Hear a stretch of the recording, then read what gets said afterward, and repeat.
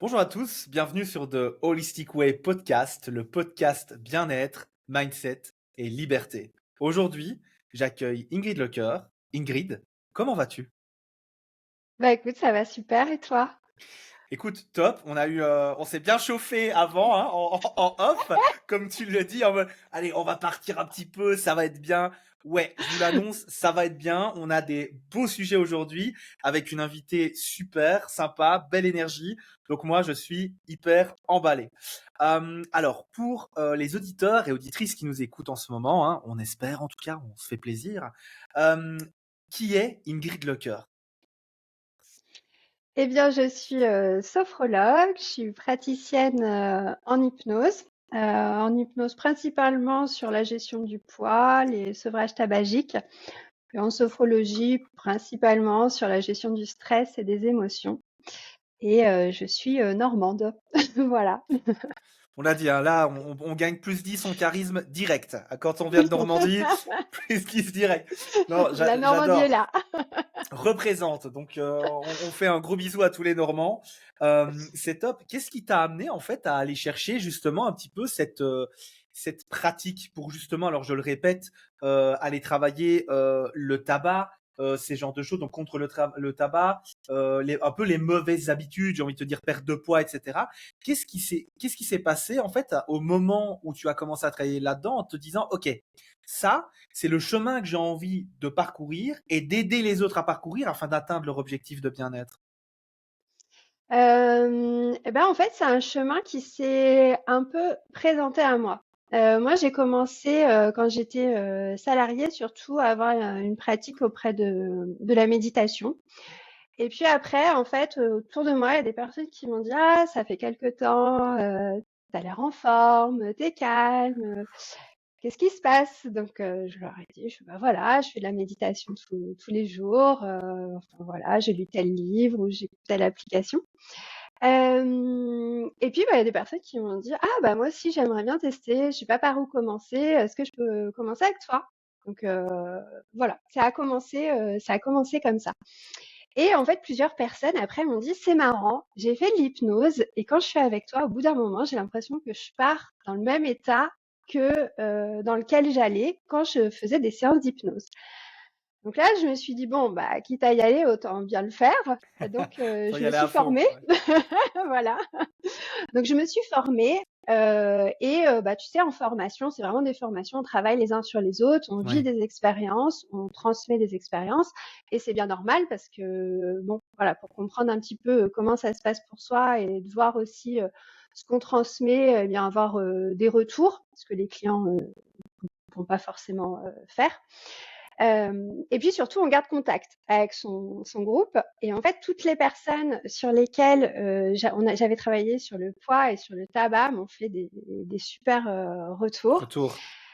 Et du coup, je me suis dit, bon, bah, en fait, c'est ce qui m'a paru le plus évident. Donc, j'ai fait les spécialisations en thérapie brève, au-delà, enfin, pas que dans l'hypnose, du coup, même un petit peu plus loin. Mais l'idée, c'était d'amener une pratique autour de avec l'hypnose pour accompagner les personnes, heu, soit qui avaient des problèmes dans leur comportement alimentaire, hein, pas forcément au niveau du poids, parfois c'est plutôt un comportement qui est gênant, soit au niveau du poids, et puis bon, bah, les arrêts de tabac, on peut être un peu dans la même idée comme tu disais, on est dans les habitudes, les comportements. On continue de faire un truc qu'on n'a plus envie de faire et pourtant on a du mal à s'en détacher. C'est ça. Est-ce que tu considères que c'est un petit peu, tu travailles un petit peu sur l'autosabotage conscient ou inconscient des gens à travers ton hypnose? Ça peut, mais pas forcément. Pas Hmm. forcément. Parfois, on est vraiment dans les automatismes, les associations qu'on a pu faire et des choses qu'on a besoin de dissocier un petit peu. Mais en tout cas, à partir du moment où on est dans un comportement où on se dit j'en ai marre, je sais même pas pourquoi je continue à le faire et pourtant j'arrive pas à m'en détacher. Bon, bah là, c'est qu'il y a un truc à faire. Clairement, il y a déjà une prise de conscience, une porte d'entrée, une envie. Et là, les séances d'hypnose ou même d'autres accompagnements, hein, bien sûr,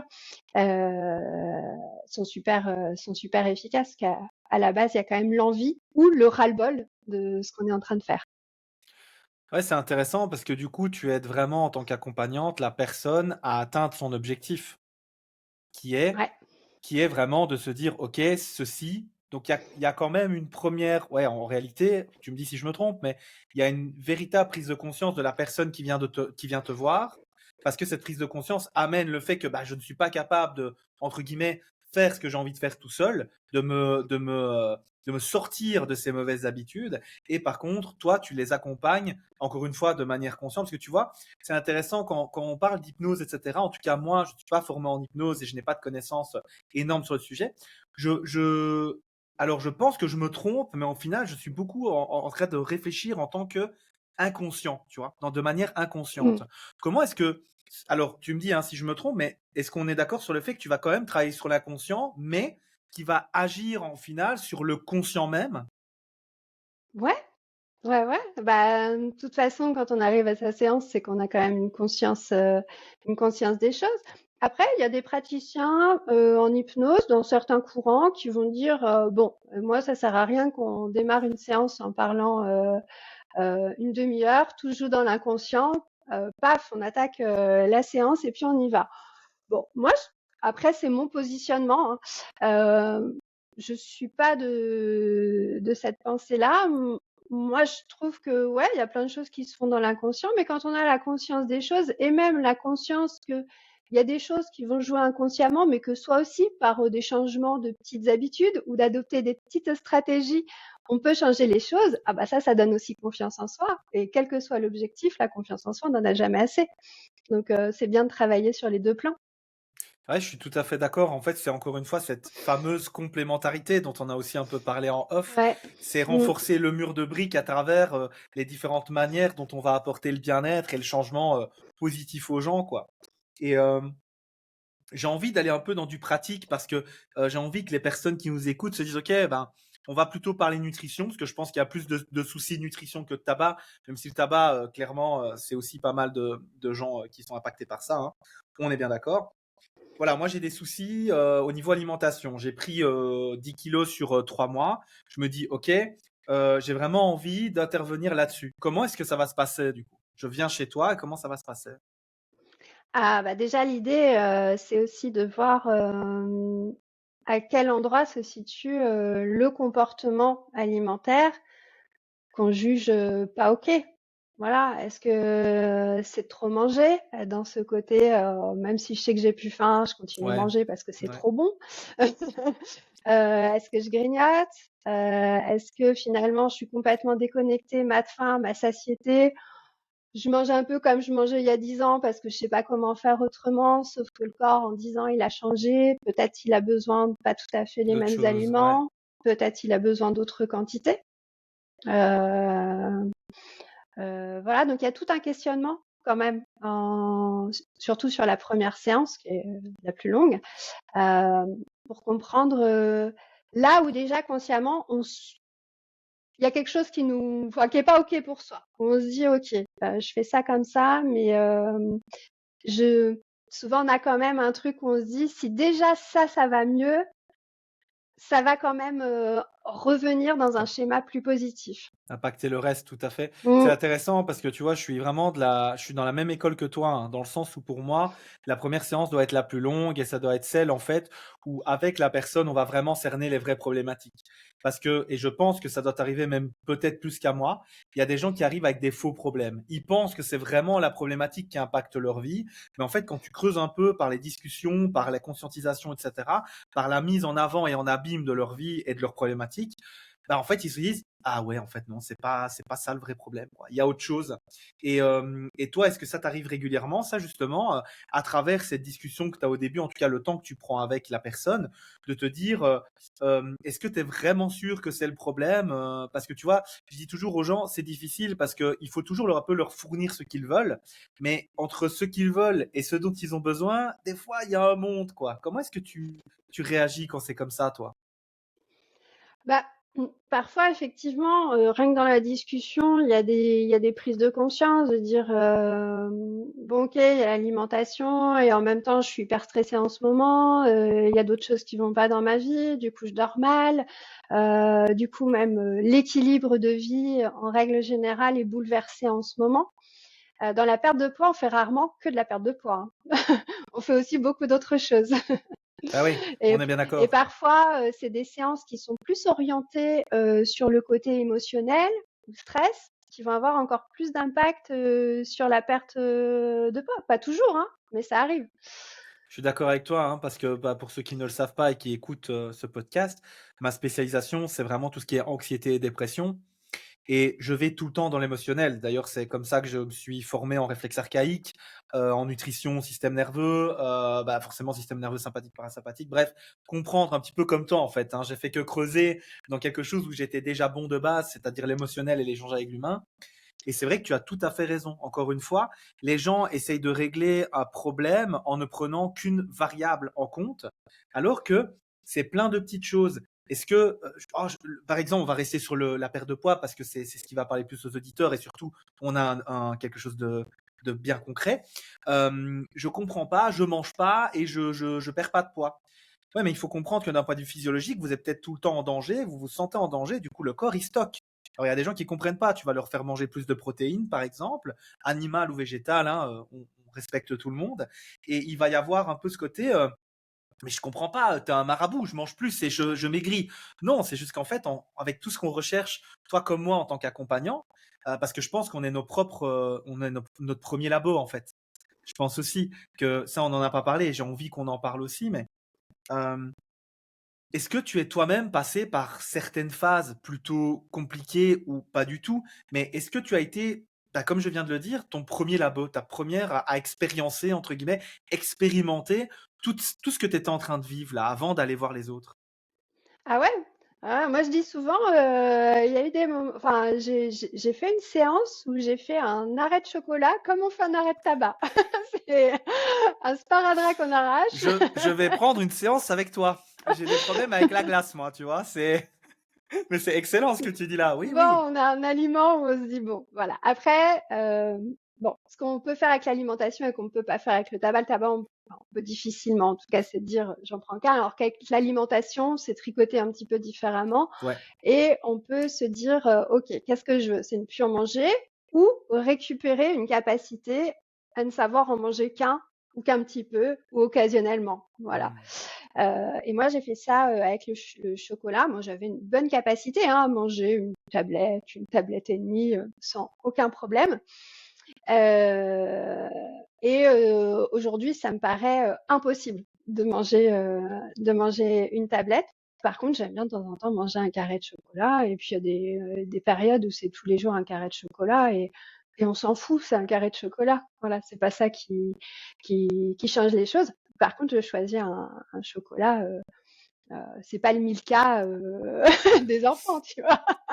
On juge pas, mais en tout cas, on cherche on cherche un Milka de qualité. On cherche un chocolat de Voilà, qualité. c'est ça. Si on Oui. aime le Milka, c'est nickel, hein, mais C'est ça. Donc on ne juge pas, mais en tout cas l'idée c'est, c'est oui, pas je le truc comprends qui tout à traîne, fait. quoi. Non, mais c'est ça, et c'est vrai que c'est important ce que tu dis parce que moi j'ai toujours eu justement cette incapacité en fait à faire à moitié. Donc soit j'achète, je détruis le truc et c'est fini, j'en mange plus pendant 20 jours. Soit en fait je vais acheter et enfin soit j'achète pas du tout, je consomme pas, ou j'achète et je consomme tout quoi.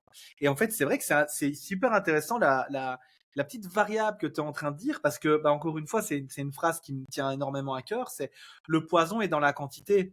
C'est-à-dire qu'il faut Oui. savoir doser les choses autant pour aller chercher un peu cette exposure thérapie qui aussi m'est très chère, c'est-à-dire bah, si tu veux aller faire un bain froid, par exemple, tu peux d'abord poser un orteil au lieu de te jeter dedans.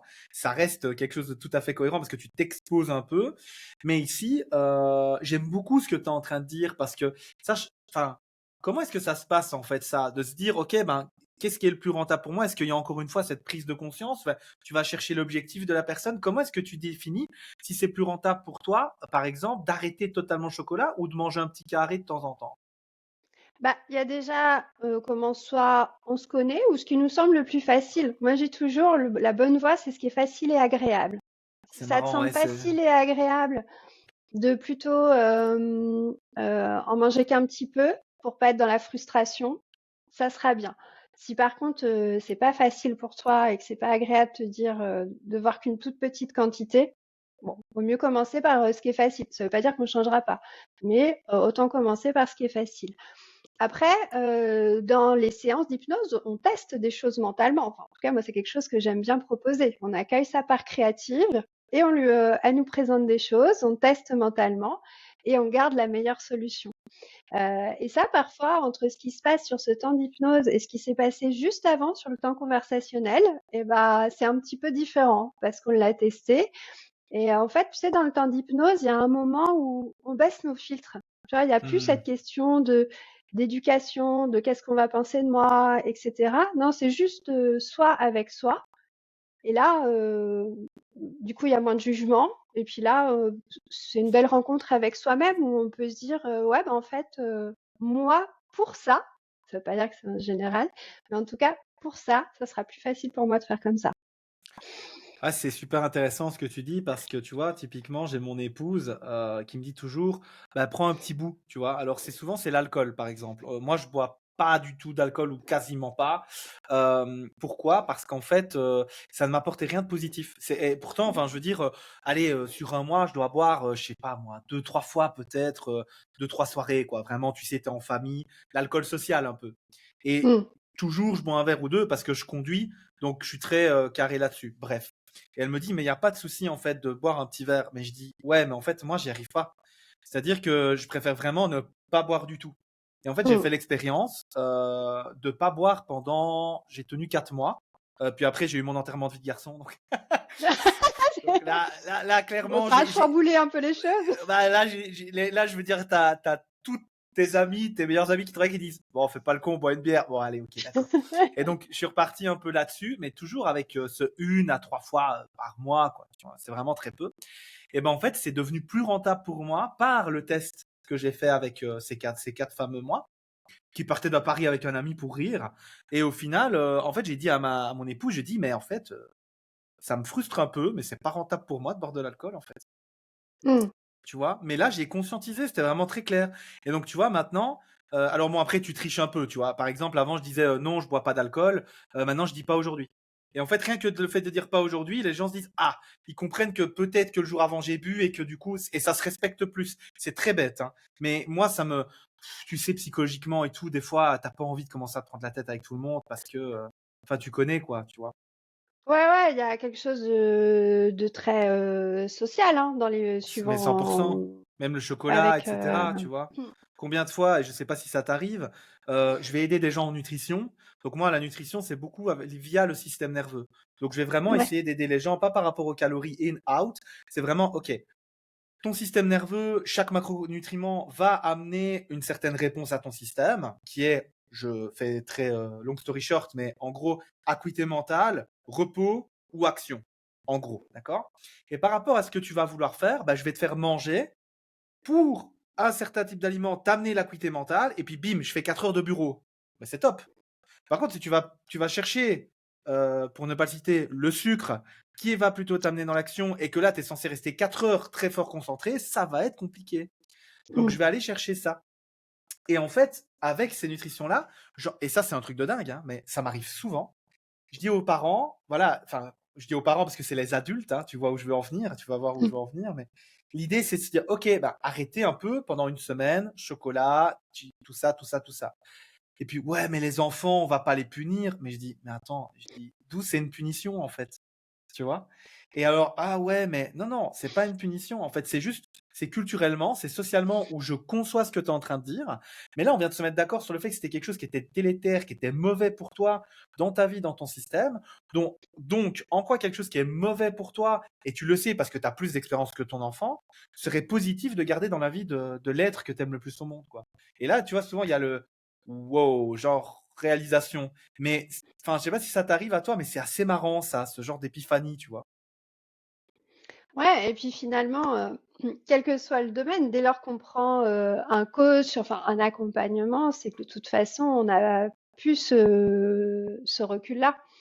Donc on a besoin en fait que quelqu'un parfois nous emmène sur ce que tu décris en fait, prendre du recul et puis nous dire oui mais en fait peut-être qu'il y a une croyance, il y a quelque chose là derrière qui a besoin d'être réajusté par rapport à ce qu'on est en train de faire. Souvent, c'est le cas et dans la nutrition, pour encore une fois rester bien sur le même sujet, je vois beaucoup de gens qui lisent ça, c'est très émotionnel, qui lisent ça avec l'éducation de leurs parents, quoi. Ouais. J'ai déjà eu un peu des trucs en mode, «Quoi, tu insinues que ma mère m'empoisonnait?» Oh, wow, wow, non, non, pas du tout. Mais je veux dire, dans les années 60, je prends toujours cet exemple-là et il est parfait en plus pour ce podcast. Dans les années 60, c'était bien vu et même très cool et même conseillé qu'une femme enceinte fume une cigarette. Enfin, il y a un moment, enfin, ceux qui ont jamais vu Mad Men, je vous conseille de regarder la série, incroyable, mais ça montre tout. Le publicitaire t'expliquait tout ça. Et en fait, il y a le contexte, en fait, encore une fois, à reprendre.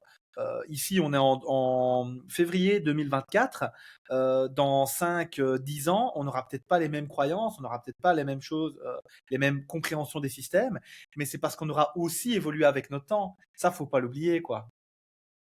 Donc voilà, pour moi, c'est important un petit peu de mettre tout ça en, tu sais, en perspective.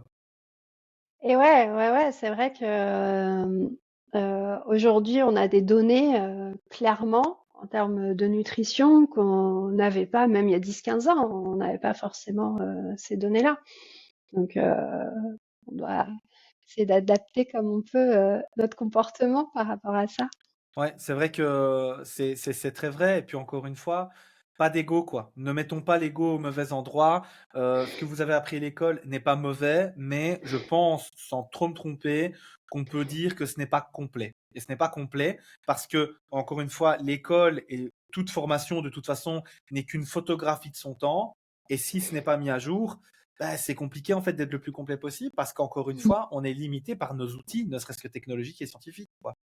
Mm. Donc, c'est vraiment cette ouverture d'esprit, tu vois, que j'essaye de garder. Des fois, c'est pas facile parce que tu dis, ah, ça fait 5 ans que je dis la même chose, que je vis la même chose, que ça marche. Et puis, en fait, je me rends compte que c'est pas pour ce côté-là, mais plus ce côté-là. Et donc, en fait, je me suis trompé sur certaines personnes. Tu vois, un petit peu cette remise en perspective des choses. Est-ce que toi, t'es une adepte un petit peu de cette exploration, de cette formation, etc. Je vais utiliser le terme continu. Ouais. Moi, je fais tout le temps plein de formations. Alors déjà parce que j'adore ça, hein. Ouais. Euh, Je comprends, je comprends. et puis parfois même de voir exactement un même domaine, mais tu vois par exemple en thérapie brève, on va avoir quand même différentes orientations et de se dire Ouais. tiens ce même domaine-là, juste je le regarde sous une autre orientation. Euh, Comment eux ils travaillent. Et puis parfois ça permet de se dire quand on commence avec une certaine orientation avec quelqu'un et ou même dans la conversation, hein, sur le premier rendez-vous, on sent que sur la première stratégie qu'on avait envie d'utiliser, on se dit là, on sent bien que ça va pas parler. Hop, d'en avoir plusieurs, ça permet quand même de s'adapter rapidement. Et puis de proposer quelque chose qui correspond vraiment à la personne et pas rester figé dans une certaine stratégie qui n'aurait pas été la bonne pour cette personne-là. Ouais, c'est important, s'adapter à la personne qui est en face de soi et aussi, et je pense que toi, c'est une évidence, hein, enfin, en tout cas de mon point de vue, pour toi, qui est que bah, pas avoir peur aussi de dire, bah, je pense que je ne suis pas la personne qui vous convient le mieux pour aller chercher ça, parce que bah, moi, ma technique ou ma sensibilité ne va pas dans dans la même direction que la vôtre, quoi. C'est des choses qui m'arrivent aussi. D'ailleurs, j'ai pas peur de le dire, j'ai un public composé, je dirais, honnêtement, un bon 90% de femmes. Parce que en fait, il y a rien à faire. Ces discussions, cette sensibilité, cet émotionnel que j'amène, et aussi, et c'est mon prisme, hein, c'est mon expérience, mais je trouve que la gente féminine, il y a rien à faire. Il y a quand même un ego qui est vraiment moindre, et donc il y a cette envie d'avancer, plus aussi pour cette communauté que pour soi-même, mais en même temps, tu vois un peu ce que je veux dire. Il y a ce côté où un homme va vraiment être un petit peu, oui, directement. Tu vas lui dire, écoute, ça, c'est peut-être un peu mauvais pour toi. Il va directement le prendre un peu peut-être pour lui. Pas tous, hein, évidemment, parce que bah, moi, je ne fais pas partie de cette catégorie-là. En tout cas, j'essaye, même si voilà, l'ego reste présent, mais on essaie de le mettre dans des bons endroits. Et Est-ce que tu vois une grosse différence, toi, au niveau de ton public et de la réaction par rapport à la sophrologie ou l'hypnothérapie, l'hypnose, par rapport au public homme-femme? Je vois des hommes souvent dans une situation de plus, je suis au pied du mur, tu vois? Ouais, ouais, je vois. Plus qu'en prévention. Alors que, voilà, alors c'est une grande généralité, hein, ce que je Ouais, dis, mais hein. c'est intéressant, Euh, tu vois. mais je vois beaucoup de femmes en prévention ou qui pensent plutôt à l'avenir ou de ce que ça pourrait créer. Par exemple, un homme sur un arrêt de tabac, c'est souvent parce qu'il a une intervention, parce que il sent qu'il est limité dans un truc et que de toute façon, il voit bien que sinon il peut plus le faire.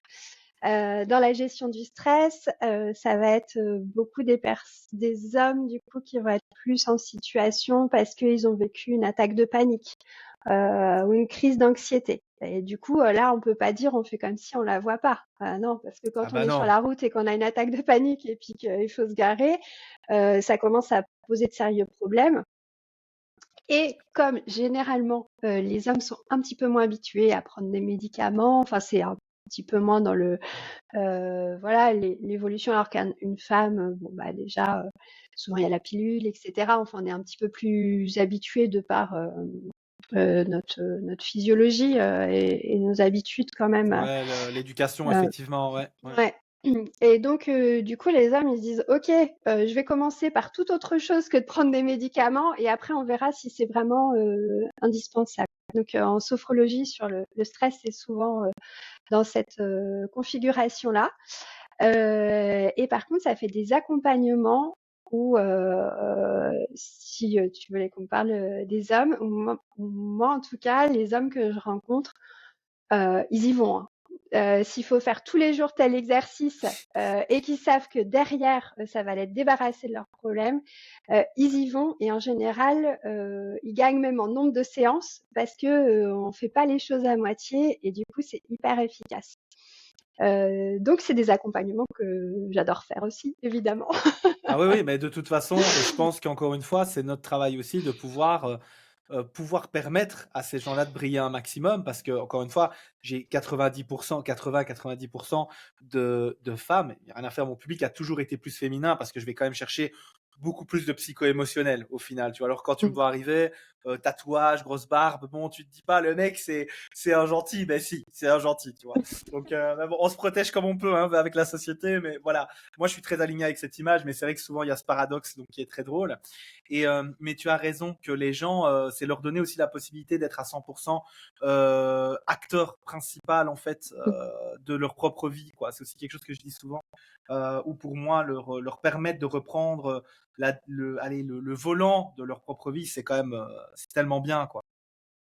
Ouais, et puis finalement, quand on se retrouve dans une situation, que ce soit de pulsion alimentaire, d'envie de fumer, où on sent qu'il y a une crise d'angoisse qui est en train de monter, bien souvent on est un peu tout seul, hein. Donc Ouais, ouais, c'est ouais, bien ouais. d'avoir des outils, bon, voilà, qui vont servir comme ils vont servir, mais de se sentir outillé quand même pour ces moments-là, parce que là, l'accompagnant, quel qu'il soit, il n'est pas là.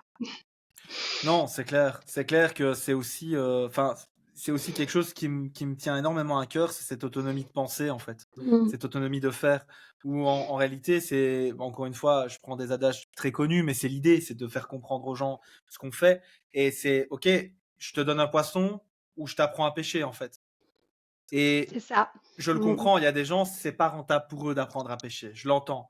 Mais par contre, tu essayes, tu proposes, ils disposent, ça c'est eux qui voient. Mais par contre, je pense encore une fois que il faut avoir cet ego mis de côté pour pouvoir dire, OK, est-ce que il est capable? Oui, non. Oui, ok, on y va. Il ne veut pas. Ok. Alors mon ego, qui serait plutôt en tant qu'homme de dire, ok, non, on va y aller fort, on va faire le travail, etc. Non, dire plutôt, ok, ralentis, laisse-lui le temps. Tu vois un petit peu ce que je veux dire? Toujours cette idée de replacer la personne parce que hyper intéressant, encore une fois, très complémentaire et très holistique, très global. C'est vrai que bah, un problème n'arrive jamais seul. C'est-à-dire que, comme tu dis, cette addiction au tabac, ces problématiques alimentaires, sont souvent, alors on parle beaucoup de burn-out en ce moment, on parle beaucoup de dépression, on parle beaucoup d'anxiété, des choses comme ça. Et encore une fois, c'est ce sur quoi je bosse beaucoup. Mais je remarque que pour beaucoup de gens, c'est plus cohérent pour eux d'être le nez dans le guidon et d'être complètement déconnecté que de ressentir et accepter où ils en sont dans leur vie. Et je ne sais pas si toi, c'est quelque chose que tu vois beaucoup parce que tu vois, tu me parles d'attaques de panique, des choses comme ça. Et encore, j'ai envie d'aller un peu sur ce sujet-là, tu vois, de dire, OK, est-ce qu'il y a vraiment des gens qui viennent et qui disent, OK, j'ai eu ça, j'ai eu cette attaque de panique, j'ai cette anxiété aiguë ou chronique, ou les deux, encore pire. Mais je veux dire, bon, voilà, c'est cette idée de, OK, qu'est-ce qu'ils viennent chercher quand ils arrivent avec des problématiques comme ça? Bah, surtout, c'est de changer les choses. Voilà, de se dire, parce que les crises, elles arrivent aussi sur des moments parfois qu'on comprend pas. Où on se dit, mais Ouais, mince, là, cette journée-là a démarré bien. Pourquoi ça vient tout de suite? Voilà, donc et ça, il n'y a pas d'explication, enfin, comment dire? C'est pas, la personne qui a amené ça. C'est juste qu'à un moment dans la physiologie, il y a quelque chose qui s'est créé, une habitude qui s'est créée ou des réponses, rapides au niveau du cerveau, des chemins qui ont été pris, qui étaient pas forcément ceux qui étaient nécessaires, à ce moment-là. Voilà, donc l'idée là, ça va être de dire, OK, comment on va ramener de la lenteur, comment on va faire aussi en sorte que les informations dans le cerveau, elles aient le temps de reprendre leur circuit habituel. Et puis parfois, il y a des personnes qui disent, bah mince, c'est marrant, c'est que en fait, mon vrai problème, il a eu lieu il y a un an. Maintenant, ça va bien. Pourquoi ça surgit maintenant? Euh, Bah voilà, c'est qu'on s'était mis aussi dans une situation où il fallait être forte ou fort pendant ce moment-là, et que bah, c'est au moment où on se pose que on ralentit. qu'il y a des réactions. Mm. Ouais, je suis tout à fait d'accord avec toi et je dis souvent aux gens, en fait, vous êtes en train de vous focus sur la goutte d'eau qui a fait déborder le vase, mais posez-vous plutôt la question pourquoi le vase a débordé? Comment ça se fait que le vase était déjà plein? Mm. Et là, on va chercher des conséquences et on arrive sur des discussions très intéressantes. Et encore une fois, je reviens un petit peu sur les réflexes archaïques. Mais depuis que je travaille les réflexes archaïques, alors, je le fais pas avec tout le monde, encore une fois, parce qu'il y a des gens, comme tu dis, tu le sens. Tu dis, ouais, non, lui, il est venu pour soulever de la fonte et de se mettre un petit peu mal, etc. Je comprends, mais bon, après, toujours dans l'empathie du coach, c'est-à-dire que se mettre mal, pour lui, c'est peut-être simplement de faire un petit sprint, hein, on s'entend, d'accord? Donc, on n'est pas dans l'objectif d'être délétère, encore une fois, il faut que la personne se sente bien. Mais par contre, j'insiste, depuis que j'ai travaillé les réflexes archaïques, je travaille les réflexes archaïques en première séance avec les gens, je remarque que d'un point de vue, encore une fois, psycho-émotionnel, blocage traumatique et somatisation, il y a quand même énormément de changements, quoi. C'est-à-dire que pour arriver au même stade, des fois, il me fallait aller en grosse moyenne entre 2 et 4. Donc, je vais dire 3, tu vois. 3 séances, on arrivait à bien cerner mais sur 10, quoi, sur une dizaine, tu vois. Et j'étais content. Mais ici, putain, des fois, à la fin de la première séance, tu vois, les femmes se relèvent et puis, ouais, en fait, je me suis fait attoucher quand j'avais 10 ans. Wow, genre ça sort de nulle part, tu vois. Et en fait, Mm. les réflexes archaïques ont été chercher ça. Et moi, j'ai plein de gens qui me disent, mais attends, mais tu gères des trucs comme ça? Ben, je dis oui, parce qu'en fait, ça, c'est le vrai problème, en fait. Et puis l'expérience que j'ai fait comme formation, les études, tout ça font qu'en réalité, tu leur permets encore une fois de reprendre le pouvoir sur leur propre vie, quoi. Et ça, je pense que c'est le fondamental de tout thérapeute et accompagnant qui se veut euh, bienveillant. Je vais utiliser ce terme-là parce que j'en ai pas de meilleur et je pense qu'il regroupe beaucoup de choses. Mais est-ce que ça t'est déjà arrivé, toi, d'arriver sur quelque chose, encore une fois, une problématique qui est tout à fait consciente où j'ai envie de rester sur l'anxiété, j'ai envie qu'on parle de ça, donc de l'anxiété chronique, etc. Et puis de te rendre compte qu'en réalité, avec l'hypnose, la sophrologie, tout l'accompagnement que tu vas amener, cette personne se rend compte que, waouh, en fait, ça remonte de l'enfance et pas forcément un truc aussi traumatisant, d'accord? Un trauma peut être, c'est un souvenir lié à une émotion. Donc c'est pas obligé d'être aussi fort que ce que je viens de dire maintenant, mais c'est des choses qui factuellement moi m'arrivent régulièrement. Et tu te dis, pouah, le monde il est quand même, c'est compliqué parce que c'est des personnes, tu les vois de l'extérieur, tu te dis mais tout va bien en fait. tu vois? Et donc c'est comme tu dis ce fameux masque en fait, c'est là où je veux aller. Ce masque, qui tombe. Qu'est-ce que t'en tires en fait des gens quand ces masques qui tombent? Bah, en fait, parfois tu as des personnes qui ont besoin d'avoir, des réponses et en général, ils les ont. Voilà. Déjà? Voilà. Ils les ont déjà ou, voilà, pendant une séance ou après une séance, il y a une prise de conscience, un lien en tout cas, qui se fait. Après, moi, parfois, l'accompagnement suffit. Et puis parfois, bah, il y a des personnes qui du coup entament l'accompagnement en même temps avec un psychologue, enfin, qui se font accompagner du coup de manière médicale parce que, Oui. en fait, d'avoir eu cette prise de conscience, eh bien, ils ont envie de s'en occuper. Ils se disent bon bah voilà, en fait, j'avais mis un peu ça sous le tapis. Mais en fait, j'ai un truc à faire. Enfin, je dois soigner, prendre soin de cette part de moi. Et ils le font. Et enfin voilà, les accompagnements peuvent très bien se compléter les uns avec les autres. 100% Donc, d'accord, hein, bien sûr, bien sûr. ouais, ouais, ça arrive. Et puis parfois, en fait, finalement, il y a pas tellement de pourquoi. C'est plus, on est plus. Moi, en sophrologie, en hypnose, je suis beaucoup sur le comment. Euh, Pas trop le pourquoi ça s'est passé. Comme Mmh. je te dis, c'est pas pour ça que ça n'arrive pas, mais enfin qu'on a un moment qu'on fait pas un lien ou qu'on n'a pas une prise de conscience en se disant ah oui, mais c'est vrai que c'est depuis cette époque-là. Euh, mais je suis beaucoup plus orientée sur le comment on va faire parce que le pourquoi, parfois, on a la réponse et puis ce que ça sert, parfois oui et puis parfois pas tellement. Voilà. Donc Mmh. il y a plein Non, c'est de plein de configurations non, différentes. c'est hyper intéressant, et donc du coup, ce comment est-ce que tu le développes du coup avec les gens? Bah, c'est comment on va faire. C'est OK, en même temps, si par exemple, on a tous les jours des pulsions alimentaires, admettons, je reviens sur l'alimentation. Se dire bah, je vais les arrêter, ça serait merveilleux hein, si juste avec la volonté ça pourrait fonctionner. Je Mais pense quand je on pense qu'il y arrive a beaucoup de gens qui seraient au chômage aussi, mais oui, non, on se comprend. Non, effectivement, il y a d'autres choses à faire, ouais. voilà, parfois on a ce truc de se dire ah mais j'ai pas assez de volonté. Enfin moi je trouve que les personnes qui ont essayé plusieurs régimes, ils ont de la volonté. C'est pas la volonté qui manque, c'est Mmh. la stratégie qui est bonne pour eux plutôt qui a pas été trouvée. Mais en tout cas, c'est de se dire que dans tous nos comportements, on a, aussi bizarre que ça puisse paraître de le dire comme ça, on a une intention positive. On le fait parce qu'on a l'impression que ça nous apporte quelque chose. Même si Ouais. c'est qu'une toute petite partie de nous qui a cette impression-là, tant que cette partie, elle a cette impression-là, elle va continuer à le vouloir.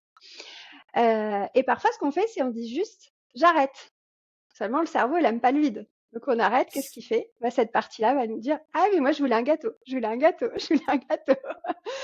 Et c'est comme ça qu'à un moment, on rentre dans un combat intérieur.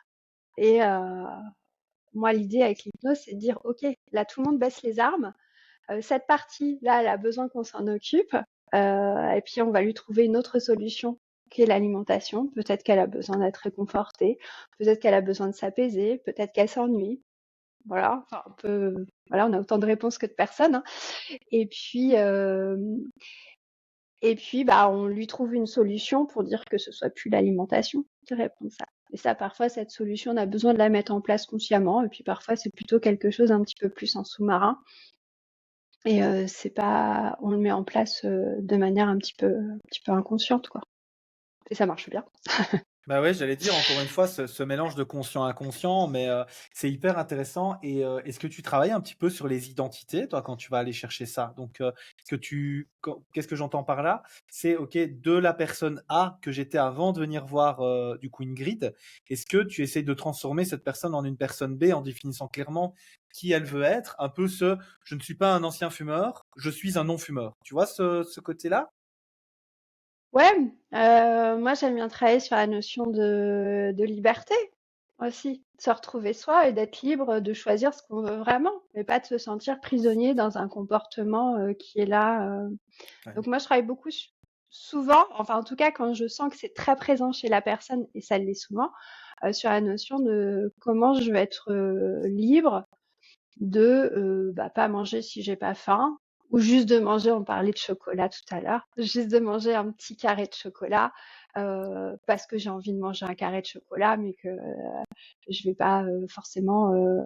Je sais bien que si je finis la tablette, peut-être il y aura un peu d'inconfort à un moment et que ça c'est pas cool. Ouais, ouais, ouais. Sans compter le pic glycémique et puis la baisse d'énergie monumentale après. Après, j'en vois aussi beaucoup pour qui c'est le plus rentable en fait, parce qu'ils s'arrêtent pas. Tant que ça va, ils s'arrêtent pas. Il y a un peu cette résilience. Et donc, je vois aussi beaucoup de gens. Et honnêtement, toute transparence, je jetterai jamais la pierre parce que moi, je l'ai vécu. J'ai fait 2 années à travailler dans une salle de CrossFit en fait, où c'était vraiment 2 années incroyables, enfin presque 3, mais c'était vraiment 2 années qui m'ont marqué. C'était incroyable d'un point de vue humain, professionnel et tout ça. Mais je ne prenais pas de congé en fait. Je prenais pas de congé parce que tu Mm. vois, j'étais toujours sur des projets. Ça, j'ai toujours eu ce côté entrepreneurial. Dès que je ne travaillais pas d'un côté, je travaillais d'un autre. Quand je travaillais pas d'un autre, tu sais, j'étais sur trois, quatre projets en même temps. Et en fait, je me suis pété un genou et puis j'ai fait un genre d'occlusion intestinale. En fait, c'est vraiment mon corps qui m'a dit mais stop quoi en fait tu Mm. peux plus et tu vois ça me parle beaucoup ce que tu dis encore une fois dans les extrêmes et c'est aussi quelque chose que je mets en avant beaucoup sur le podcast. L'être humain, s'il est au niveau où il est aujourd'hui, c'est par sa capacité à s'adapter. Sauf que, et ça pour moi c'est quelque chose de totalement erroné, on part du principe que toute adaptation est OK. Et en fait, c'est pas vrai. On Mm. s'adapte pour survivre, pas pour être en bonne santé. Ce podcast, c'est pas le podcast de la survie, c'est le podcast du bien-être.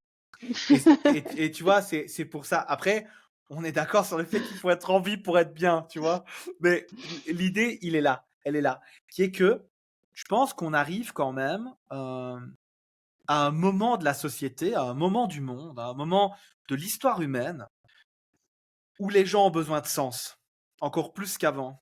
Et ce sens, moi, je vois les choses d'une façon où je suis pas sûr que c'est la vérité, mais en tout cas, ça m'arrange bien de le voir comme ça, qui est que je pense que comme on n'a plus du tout de sécurité ni extéroceptive, donc tout ce qui est extérieur, donc je sais pas, quand tu vois les guerres qu'il y a, les problématiques politiques, tout ça, tout ce stress en fait, tout ce qui est anxiogène, et qu'en plus de ça, en intérieur, c'est compliqué aussi, parce que franchement, il n'y a plus de réponse toute faite maintenant, tu vois. Avant, on avait ce côté où il y a une ou deux générations.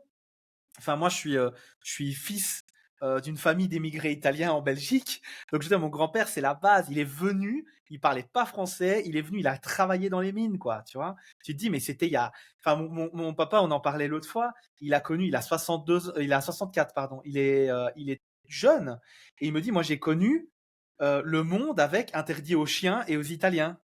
Tu vois, j'ai connu et D'accord. waouh, Mm. tu remets, tu vois, tu remets le monde en perspective en fait. Mm. Moi, je me dis, mais waouh, je serais choqué de voir ça, tu vois. Et en Ah fait, bah pourquoi clairement, ouais. tu vois, c'est impactant. Et en fait, donc où est-ce que je veux en venir avec tout ce que je suis en train de raconter? C'est que je pense qu'il est de notre devoir maintenant, peu importe votre âge. Non, si vous êtes vivant et que vous écoutez de podcast, vous êtes cette génération où vous devez en fait faire par vous-même, créer cette petite jarre de bonheur, créer cet objectif dans votre vie. Et à ce moment-là, je pense qu'on est une génération dorée dans le sens où on n'a peut-être pas l'énergie, parce que ça, c'est encore une autre discussion, ok, mais on a les capacités de se mettre bien et d'aller chercher des gens comme toi, comme moi. Et moi, j'ai pas peur de le dire, je me fais accompagner dans tous les domaines de ma vie où ça ne va pas bien, et où même où je n'atteins pas les qualités que je voudrais, business, physique, mental, psychologique, financière, tout ça, pour avancer. Et ça, c'est vraiment un cri du cœur, quoi. J'ai envie de dire aux gens, n'attendez pas des réponses de l'extérieur, de vos parents qui vous aiment de tout leur cœur. En tout cas, je pense que c'est le cas pour beaucoup de bandes, mais leur définition du bonheur et de la réussite n'est pas la même que la vôtre. Donc je pense que ça, c'est là où toi tu es très forte, à travers ton hypnose, à travers ta sophrologie, à travers ton accompagnement, où, j'insiste, le fait de baisser toutes ces barrières, tu permets peut-être pour la première fois depuis toujours, ou depuis en tout cas très longtemps, aux gens de reconnecter avec cette vérité vraie qui est eux quand ils étaient enfants ou eux quand ils étaient alignés avec leur envie. Je sais pas si ça te parle un peu parce que je suis parti là, mais voilà, j'aime bien. Ouais, ouais, ouais, bah, complètement. Tu vois combien on peut être aussi à se dire bah faut que je termine mon assiette parce que mes parents, mes grands-parents me l'ont dit. Exact. Et puis finalement, ça arrive souvent. On fait une séance pour dire bon ok, on va quand même chercher à réduire les quantités, écouter sa satiété parce que voilà, quand on en arrive là, enfin en tout cas quand on en est sur ce type de séance, c'est qu'on sent que la satiété, elle a du mal à être respectée. Euh, et puis en fait, où il y a un moment, ce truc de dire, ok, eux ils me l'ont dit, mais parce que ça a fait partie de leur éducation, ils ont vécu des choses que nous, on n'a pas vécues, et il y avait des valeurs qui étaient liées à ça. Est-ce qu'on a besoin de garder ça au point de se mettre en excès de poids, voire en inconfort systématique après chaque repas? Bah non, en fait, on est libre de faire autrement et tout en ayant la conscience que ouais, on n'aime pas jeter. Au pire, on va le faire une fois ou deux, hein. Les fois d'après, on va s'arranger pour faire en Ouais, sorte que ouais, ça n'arrive pas. ouais, on est bien Voilà, d'accord. on mettra en place d'autres stratégies.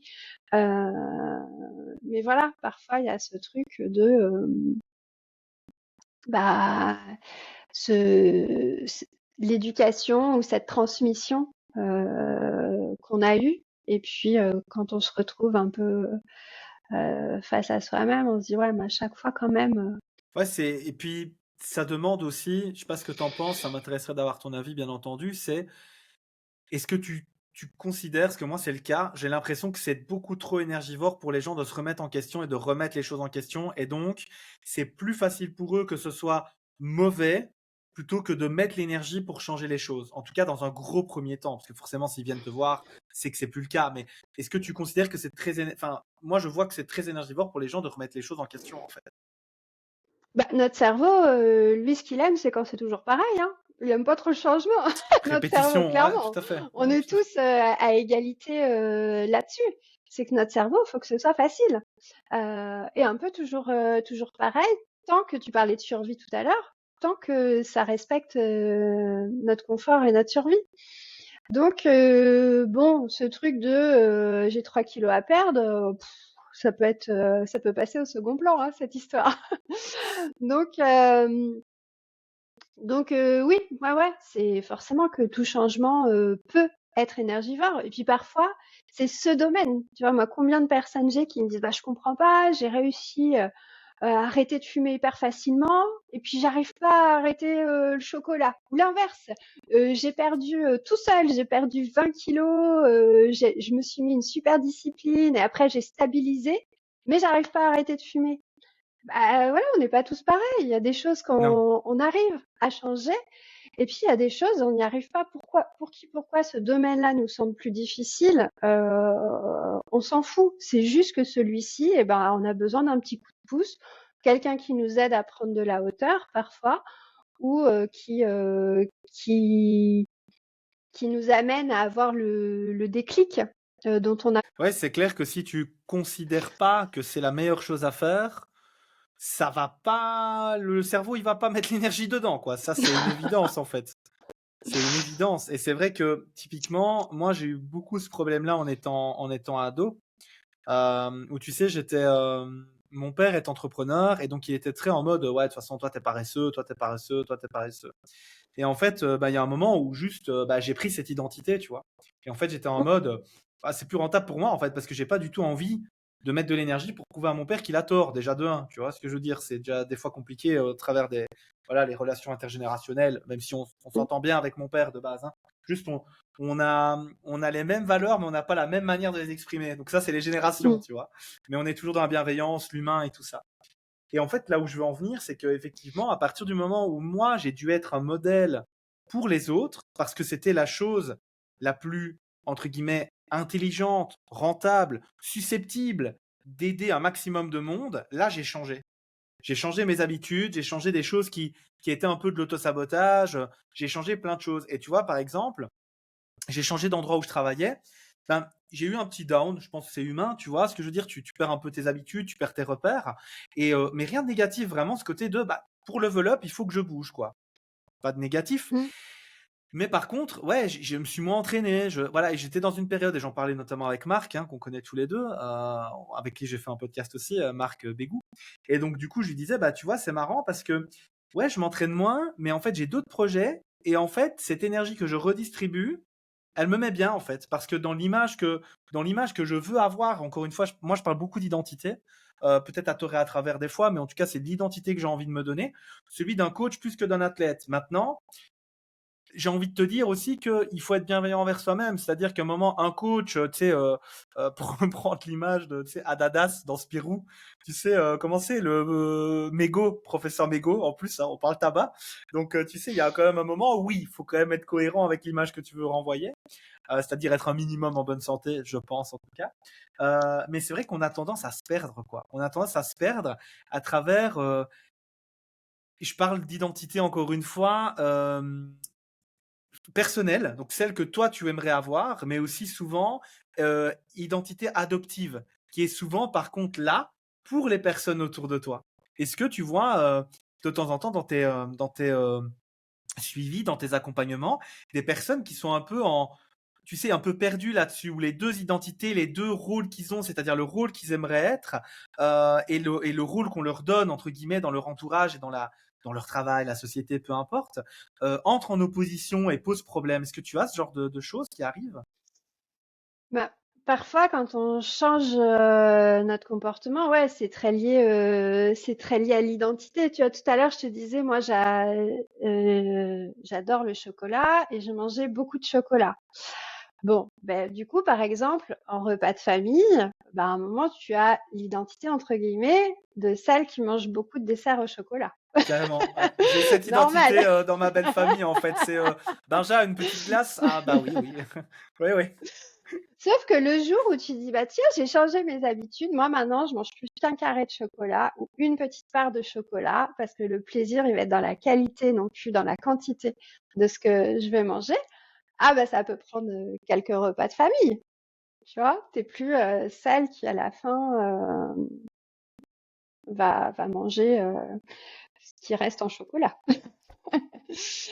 Donc voilà, du coup, bah, dès qu'on change, on change un petit peu, enfin dès qu'on change nos habitudes, notre comportement, ah bah, ça peut amener dans euh, socialement, enfin dans notre système familial, notre système. C'est ça, c'est là où je voulais en venir, c'est qu'en réalité, des fois, ça rentre par opposition, même de manière non consciente, encore une fois, parce on change les habitudes et on change les statuts, entre guillemets, sociaux, personnels, psychologiques, etc., de tout notre entourage, en fait. Et souvent, je remarque que l'entourage est très souvent, encore une fois, de manière totalement involontaire, le vit mal, en fait.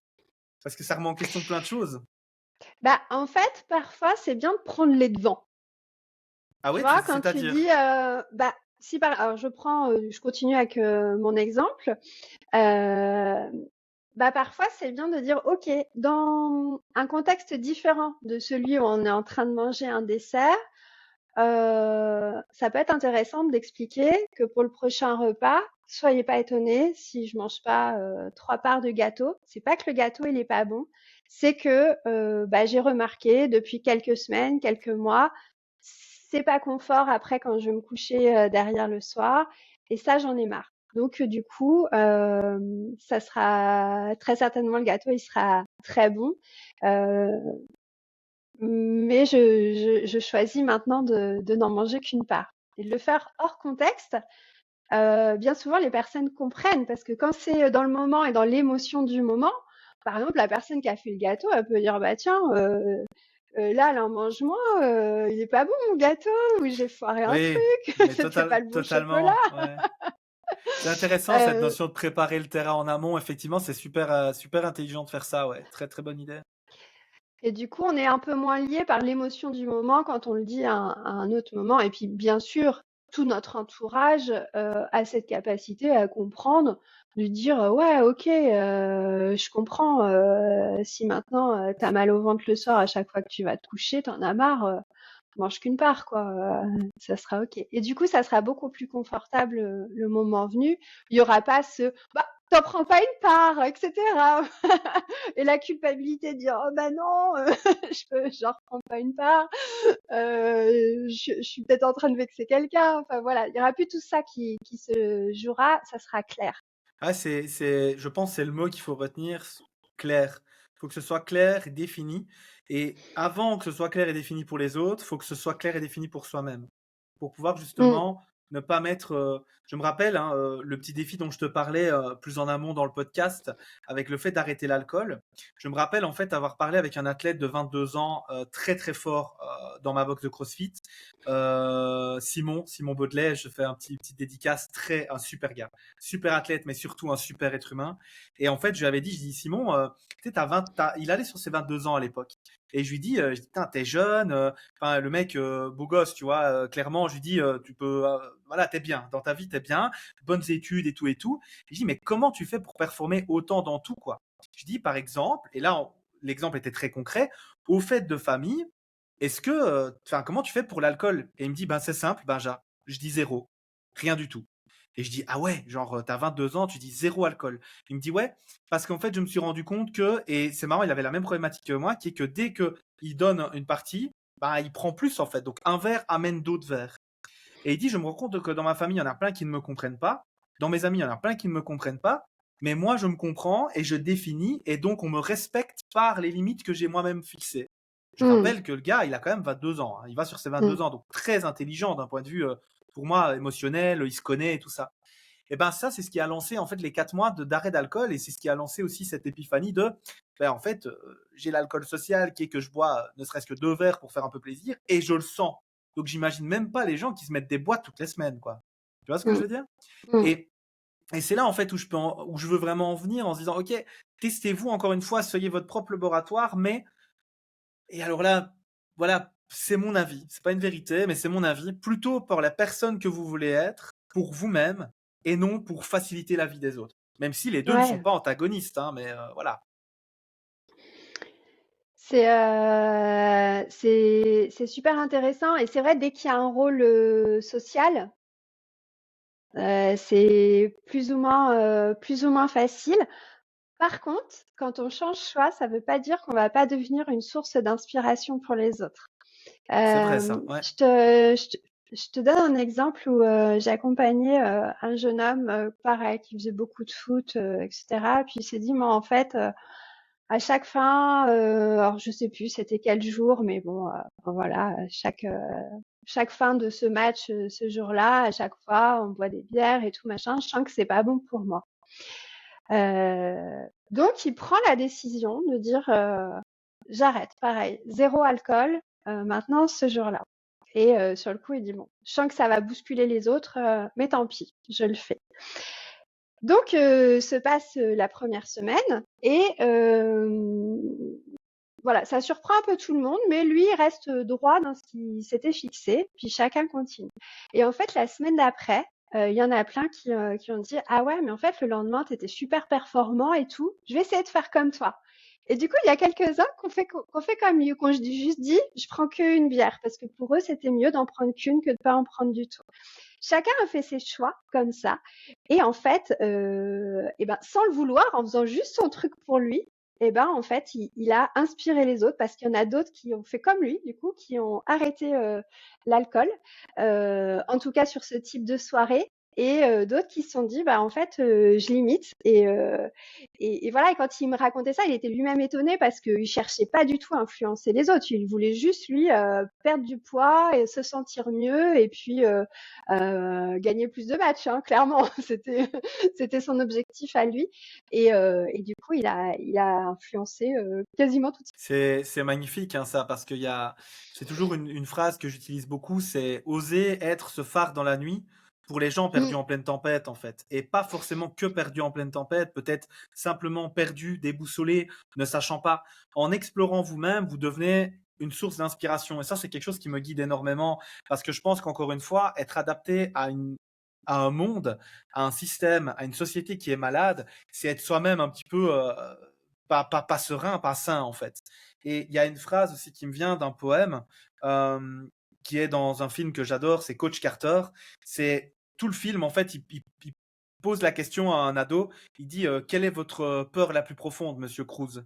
Et en fait, tout le long du film, tu sais pas quoi. Tu te dis, mais qu'est-ce qui. Et en fait, ça vient d'un poème. Et ce jeune-là, il va chercher le poème. Et en fait, la peur la plus profonde, ce n'est pas d'être inapte. C'est ce qu'il lui répond. La peur la plus profonde, c'est de briller et d'oser briller devant les autres. Et ça, tu vois, Mmh. rien que de le dire, j'en ai des frissons parce qu'il y a une suite. Je vous invite à aller la voir. Moi, c'est un poème que j'ai déclaré, que j'ai déclamé quand j'ai fait le baptême de mon filleul, qui a dit je te permettrai de briller. J'ai repris le poème. Donc, c'est quelque chose de très émotionnel pour moi, mais aussi de très vrai. Il faut vous permettre d'être la personne à plein potentiel que vous voulez être. Et ça, c'est aussi c'est ce que je veux faire à travers ce podcast. On a des échanges depuis presque 1 heure maintenant, où en fait, on est parti dans tous les sens, mais pas vraiment. C'est-à-dire que par nos discussions, on essaye aussi de guider les gens en disant, bah voilà, moi j'ai une approche qui est psycho-émotionnelle, toi tu as une approche consciente, inconsciente, mais au final, on va tous sur le chemin d'un mieux, slash d'un bien-être, pour atteindre le plein potentiel d'un être humain. Toi, le truc qui t'allume le plus quand tu vas rechercher un accompagnement, tu te dis, OK, si j'atteins ça, j'ai atteint le but. C'est quoi? Qu'est-ce qui fait que Ingrid décide que l'accompagnement, il est optimal? T'as fait le job. C'est quand la personne a, atteint. Ah, c'est fort. Et ça t'arrive régulièrement, le facile et agréable? Ouais, ouais, C'est ouais. fou, hein? Tant que c'est pas facile et agréable, on réajuste, hein. L'idée, et même, soit avec tout ça, on veut mettre en place, une habitude. Enfin, regardons nos habitudes, celles qu'on a regardées. Celles qu'on conserve, bien, c'est celles qui sont faciles à mettre, dans notre emploi du temps. En tout cas, on a trouvé une facilité à un moment, un chemin qui nous permette que ce soit facile de le réaliser et que ça nous fait plaisir. Et toutes celles qu'on a abandonnées, soit notre emploi du temps a changé ou c'était plus, tout à fait, gérable avec, ce qui se passe dans notre vie, soit on n'avait plus de plaisir à faire, cette activité-là. Donc il est important ce facile et agréable. Surtout dès qu'on veut travailler sur du comportement, sur des choses qui nous stressent dans notre vie. C'est qu'on l'a un petit peu perdu de vue, sans faire exprès, encore. Oh que oui, c'est comme je dis à ma femme, moi j'ai cette capacité à me surcharger de boulot tout le temps, où en fait elle me dit mais t'abuses, et je dis non en fait cette recherche d'équilibre c'est une aventure de vie, mais C'est moi ça. il y a rien à faire, c'est par mes extrêmes que je m'apprécie le plus, à tort ou à raison, mais des fois j'ai des gens qui m'envoient des messages qui me disent mais je comprends pas, tu me réponds à minuit et demi, 1 heure du matin, tu te lèves des fois à 11 heures, des fois tu te lèves à 7h30 du matin, mais je dis, mais en fait, je m'écoute, je travaille, mais par contre, j'ai toujours le sourire, j'ai toujours la pêche parce qu'en fait, je fais des choses qui me parlent, tu vois, qui correspondent à ma vie où je me dis, ouais, non, en fait, c'est quand même trop bien, quoi, tu vois, d'aller chercher justement ça. Et j'en profite pour faire la petite parenthèse avec la création d'habitudes. Je conseille à toutes les personnes qui veulent travailler sur les habitudes de lire un bouquin incroyable là-dessus, Atomic Habits de James Clear. En français, c'est Un rien peut tout changer. J'ai moi-même notamment fait une petite vidéo gratuite de 50 minutes, si jamais ça intéresse des gens, n'hésitez pas, pour briser les chaînes de l'anxiété à travers la création d'habitudes. Donc, c'est vraiment quelque chose que j'utilise beaucoup avec les gens où c'est totalement gratuit, tu vois, ils me donnent le mail et moi j'envoie. Et en fait, l'idée, c'est que effectivement, il y a les 4 lois de création d'habitudes, en fait, dans ce bouquin. Je sais pas, est-ce que tu l'as lu, toi? Non, j'avais entendu un. Ouais, honnêtement, c'est super et en fait très facile. C'est écrit. Alors le bouquin a quand même une petite brique de tête. Il fait, ouais, il doit faire 320, 330 pages, un truc comme ça.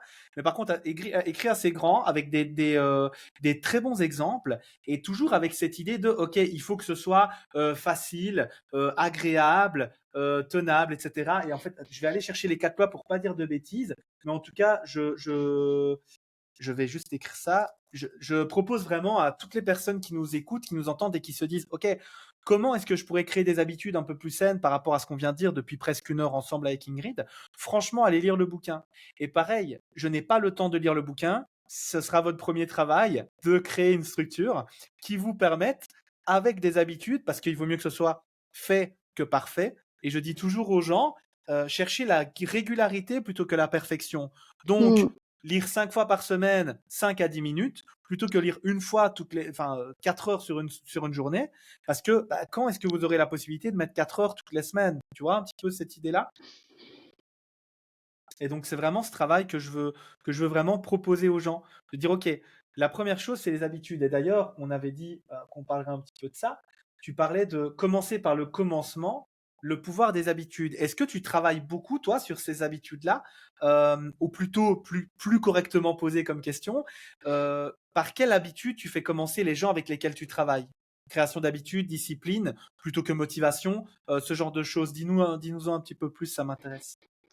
Moi, j'ai différents outils et bien souvent, ce que je propose, c'est de tester, d'en choisir un et puis de choisir quand est-ce qu'on va le faire et qu'est-ce qui va être le plus agréable pour soi, en se donnant bien sûr toute la souplesse de pouvoir changer ce moment-là si au final, dans la vraie vie, c'est pas tout à fait comme on l'imaginait. Moi, je travaille beaucoup avec la respiration, que ce soit sur les accompagnements en hypnose ou en sophrologie. En soi, on travaille sur la respiration. Pourquoi? Parce que c'est tout simple. On peut le faire, enfin, c'est toujours à portée de main, c'est gratuit. On a besoin de rien à part juste de quelques minutes et on est tous capables de le faire, enfin, en général.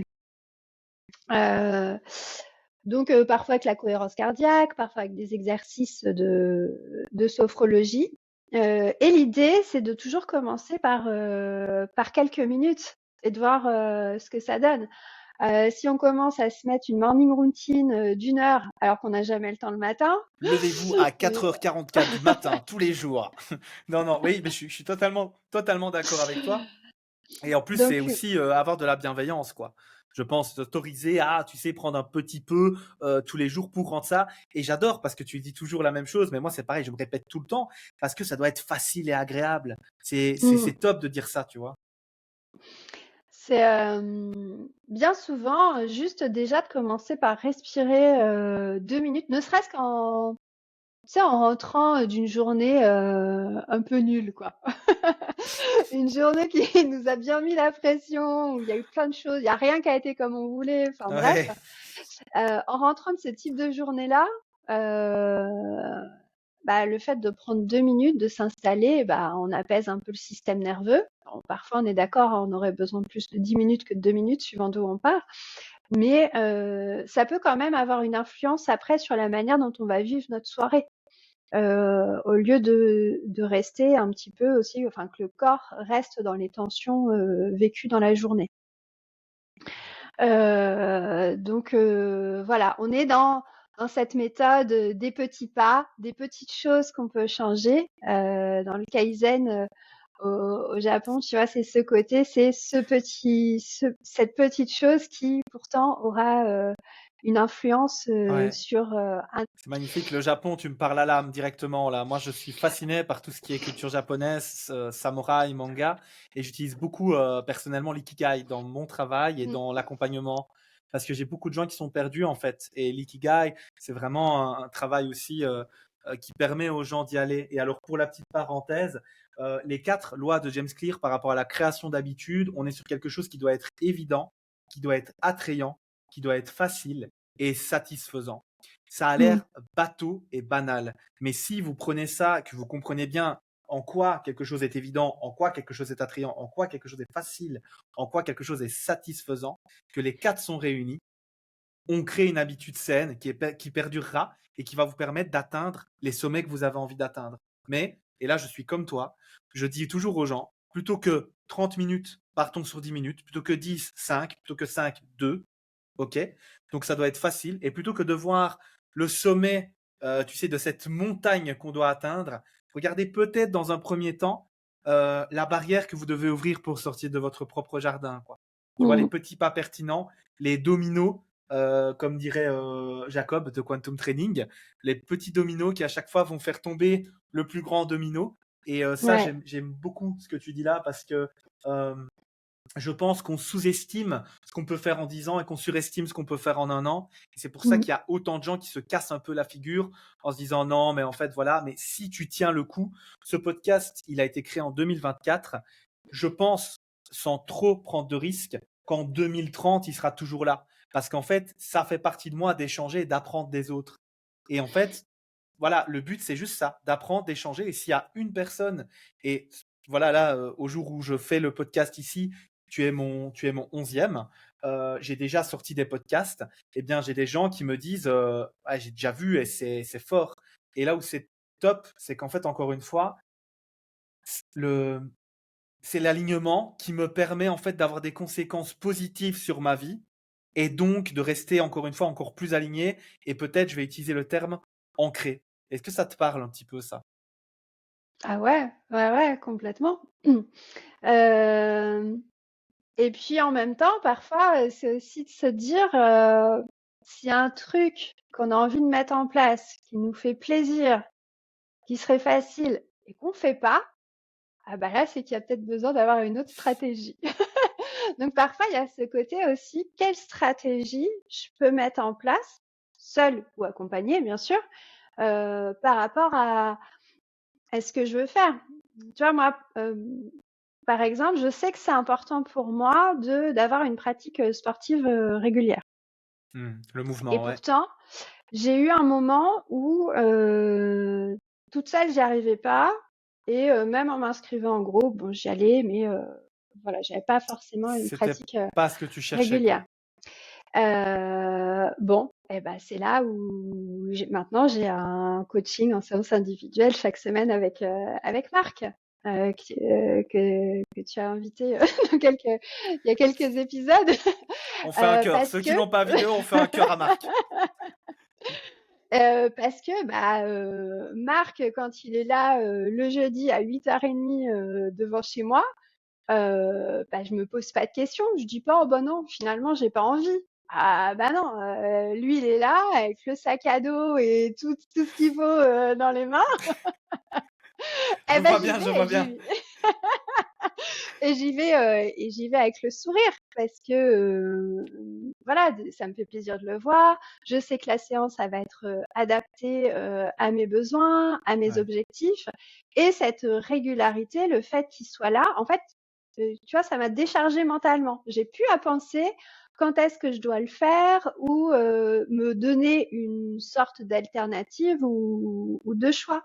Non, c'est les rendez-vous, ils sont fixés et puis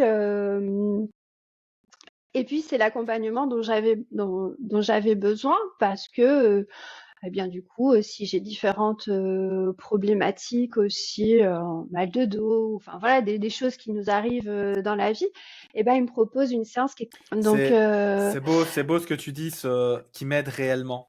C'est, mm, c'est fort parce qu'encore une fois, effectivement, c'est l'adaptabilité de la personne qui est en face de vous. Et on peut pas donner à boire à quelqu'un qui meurt de faim. C'est-à-dire que ça, oui, ça va être utile, mais encore une fois, on fixe un menu par rapport aux envies de la personne et aussi aux mm, besoins. Et ça, c'est très fort ce que tu dis, je pense, parce que moi, j'ai tendance à faire exactement comme toi, à, avec, en me lançant sur des projets avec des personnes que je respecte énormément et que j'apprécie, ça m'oblige en fait à avoir cette discipline et à avoir des résultats, etc. Et je n'ai jamais autant avancé dans ma vie que depuis que je fais des collaborations en fait. Parce que typiquement là, ce podcast, je ne peux, enfin, je pourrais, tu vois, je pourrais parler tout seul, mais en me fixant des rendez-vous avec les autres, etc. J'ai des résultats que déjà que j'aurais jamais tout seul. Je crée des relations incroyables avec les gens, puisque tu sais, le fait de discuter 1 heure et demie, mm. ça, y a rien à faire, ça désinhibe, ça rapproche. Et en fait, ça, c'est top, je trouve, de ce côté. Tu t'es donné les moyens et je sais pas ce que tu en penses, mais pour moi, l'énergie, la chose la plus importante dans notre vie, c'est pas forcément le financier. Il y a beaucoup de gens qui pensent à ça. Après, ne me faites pas dire ce que je n'ai pas dit. On a besoin d'argent pour vivre, etc. Mais c'est surtout le temps et l'énergie que tu as qui pour moi est important. Et quand tu vas passer du temps avec, bah là, dans l'exemple, c'est Marc, mais c'est l'accompagnant pour le coup, Mm. qui va te faire du bien. En fait, c'est du temps, mais extrêmement bien dépensé parce que tu investis dans la meilleure chose dans laquelle tu peux s'investir, toi-même et ton bien-être. Et ouais, et au final, moi je sais qu'il me fait gagner énormément de temps parce que, enfin même parfois, il me propose des choses que toute seule je ferais pas. Enfin, déjà je ferais pas, ça c'est sûr, pour être honnête. Ouais, en fait, juste je ferai pas. C'est Et ça. même si bon, un regain d'énergie et de C'est motivation. important ça d'être capable de se dire aussi, bah voilà, oui, est-ce que je peux le faire? Absolument, mais est-ce que c'est quand même plus optimal? Parce qu'encore une fois, pour moi, c'est enfin les 2 ressources les plus importantes qu'on ait, c'est le temps et l'espace. Et si je dis Mmh. toujours à mon épouse, c'est faire ce qu'on veut de notre temps et avoir l'espace de faire ce que l'on veut où on veut. Et ça, c'est vraiment, je dis toujours le temps et l'espace, quoi. Et l'argent, forcément, rentre dedans. Mais factuellement, quand j'ai toujours eu besoin d'argent, je me suis toujours débrouillé. Je me rappelle la plus grosse formation, enfin l'une des plus grosses formations, parce que depuis j'en ai eu d'autres assez conséquentes, mais j'ai vendu ma moto, quoi. J'ai vendu ma moto pour payer la formation. Et j'ai plein de gens qui m'ont dit, mais attends, t'es fou, la moto. Et je dis non, j'envoie un message à l'univers. Il y a un moment où tu veux tout sans rien faire, il y a un moment où c'est pas cohérent, en fait. Donc là, en vendant ma moto, je disais, bah voilà, mes dimanches que je passais à pas faire la fête, mais un peu esprit libre, à aller parce que bon, pour ceux qui ne font pas de moto, bon, quand tu pars le dimanche, tu tues le dimanche. Hein. Je veux dire, c'est tout le dimanche que tu pars. Tu fais pas une demi-journée, tu fais une journée complète. Et donc je me suis dit, bah voilà, ce temps que je récupère, je vais le passer à plutôt étudier, à lire, à me former. Et je regrette pas, tu vois, je regrette pas. Mais à l'époque, ça a été un véritable investissement que de me dire, ok, je vais vendre ma moto pour avoir l'argent pour me payer la formation que je voulais faire, quoi. Tu vois, donc je suis comme toi. Pour moi, c'est un gain de temps et d'énergie de fou parce qu'encore une fois, les bonnes personnes amènent les bons résultats. Et ouais, tu as un engagement physique, moral, et puis lancer. Exactement, exactement. Il y a un sujet que je voulais aborder. Alors, c'est pas du tout vers quoi on va aller là-dessus, mais c'est la place du deuil dans le bien-être, Mmh. dans ton travail, etc. Je te disais en off que moi, le plus gros trauma, et je pense que ça restera toute ma vie. Le plus gros, voilà, le plus gros travail que j'ai fait sur moi-même, il vient du deuil parce que j'ai perdu ma mère à 22 ans. J'en ai 34 aujourd'hui, mais honnêtement, c'était comme si c'était hier. Et Mmh. voilà, je dois t'avouer qu'il y a beaucoup de choses là-dessus où j'ai toujours un peu cette petite réflexion dans ma tête. Je me dis, je pense qu'elle serait fière, tu vois, même si je sais pas si c'est positif ou négatif, mais j'ai toujours je fais les choses pour moi, ça j'en suis totalement conscient. Mais ça aussi, c'est le gros avantage que j'avais de ma maman, qui m'a dit, reste unique, reste différent, parce qu'un jour ou l'autre, tu pourras apporter des choses que personne d'autre n'apporte aux autres. Mmh. Et ça, c'est une chance incroyable. Et je pense que c'est aussi ce qui fait que je suis devenu qui je suis. C'est-à-dire, j'ai eu un message il y a 2 jours qui m'a dit, d'un gars qui me dit, je ne sais pas si tu te rappelles de moi, je m'en rappelais pour la petite histoire. On s'est croisés en formation et il me disait, ce que tu incarnes, je trouve ça incroyable. Et en fait, je pense que le mot, il est là, il est incarné. Donc, par rapport à la question que je veux te poser, c'est le deuil. Pour toi, quelle place ça a dans le bien-être? Alors, je vais utiliser le terme holistique, donc global d'une personne. Et comment toi, est-ce que tu arrives à aider les personnes à passer, alors peut-être ou peut-être pas, parce qu'on n'en a pas parlé en off, donc je suis vraiment en train de découvrir en même temps que les auditeurs ici, les personnes d'un point A à un point B. Parce que je pense que le deuil, c'est vraiment une des choses qui peut le plus impacter la vie de quelqu'un, autant positif que négatif. Et ça, j'ai envie d'avoir un peu ton avis là-dessus. Bah, en fait, le deuil, enfin, à un moment dans notre vie, ça, ça arrive plus ou moins tard, mais ça arrive et du coup, comme ça fait partie de la vie, on a parfois tendance à se dire, bah, ça va se faire tout seul. Et ça peut. Mais en fait, moi, tu vois, l'expression faire son deuil, je l'aime pas tellement. Parce que c'est comme si, d'un seul coup, tu pouvais passer à un autre état, ce qui n'est absolument pas vrai. Non, Enfin, tous ceux qui l'ont vécu, c'est un processus où certes, on peut quand même voir qu'il y a des étapes communes, mais globalement, déjà, il y a autant de deuil que d'endeuillés. Et en plus, dans ces processus, c'est pas linéaire, c'est pas je vais de mieux en mieux. Non, il y a des hauts, il y a des bas, et au fur et à mesure de son processus, mes bas vont de moins en moins bas et durent de moins en moins longtemps. Voilà. c'est intéressant Et ce que tu ça, dis. Donc, c'est une recherche d'équilibre en réalité. oui, et puis c'est aussi parfois bah, sur les jours où ça va pas, de se dire, ok, mais c'est passager. Peut-être qu'il y a 2 jours, j'étais un petit peu mieux. Aujourd'hui, ça va pas. Pour qui, pourquoi? Bon, parfois on sait, parfois il n'y a pas de raison. C'est juste comme ça aujourd'hui. et de reconnaître, de dire oui, mais peut-être demain ou après-demain ou dans 3 jours, ça ira un petit peu mieux. Et voilà. Euh, on perd la personne physiquement, mais la relation, on la conserve. Enfin, on conserve la relation avec cette personne, soit dans une manière de faire perdurer certaines traditions, soit dans une manière de faire perdurer certaines idées ou certaines croyances que du coup on communique à notre entourage, à nos enfants quand on en a. Mais la relation, Ah, en tout cas, c'est ce que moi je pense. ouais, c'est très beau ce que tu dis. Et c'est vrai que, pour citer un manga bien connu, One Piece, il y a un des personnages, voilà, qu'on voit dès le début du manga, il dit un homme ne meurt vraiment que lorsqu'on l'oublie. Et par les idées que j'ai inculquées et cette ère de la piraterie, parce que c'est Goldie Roger qui dit ça, que j'ai lancé, on ne m'oubliera pas de sitôt.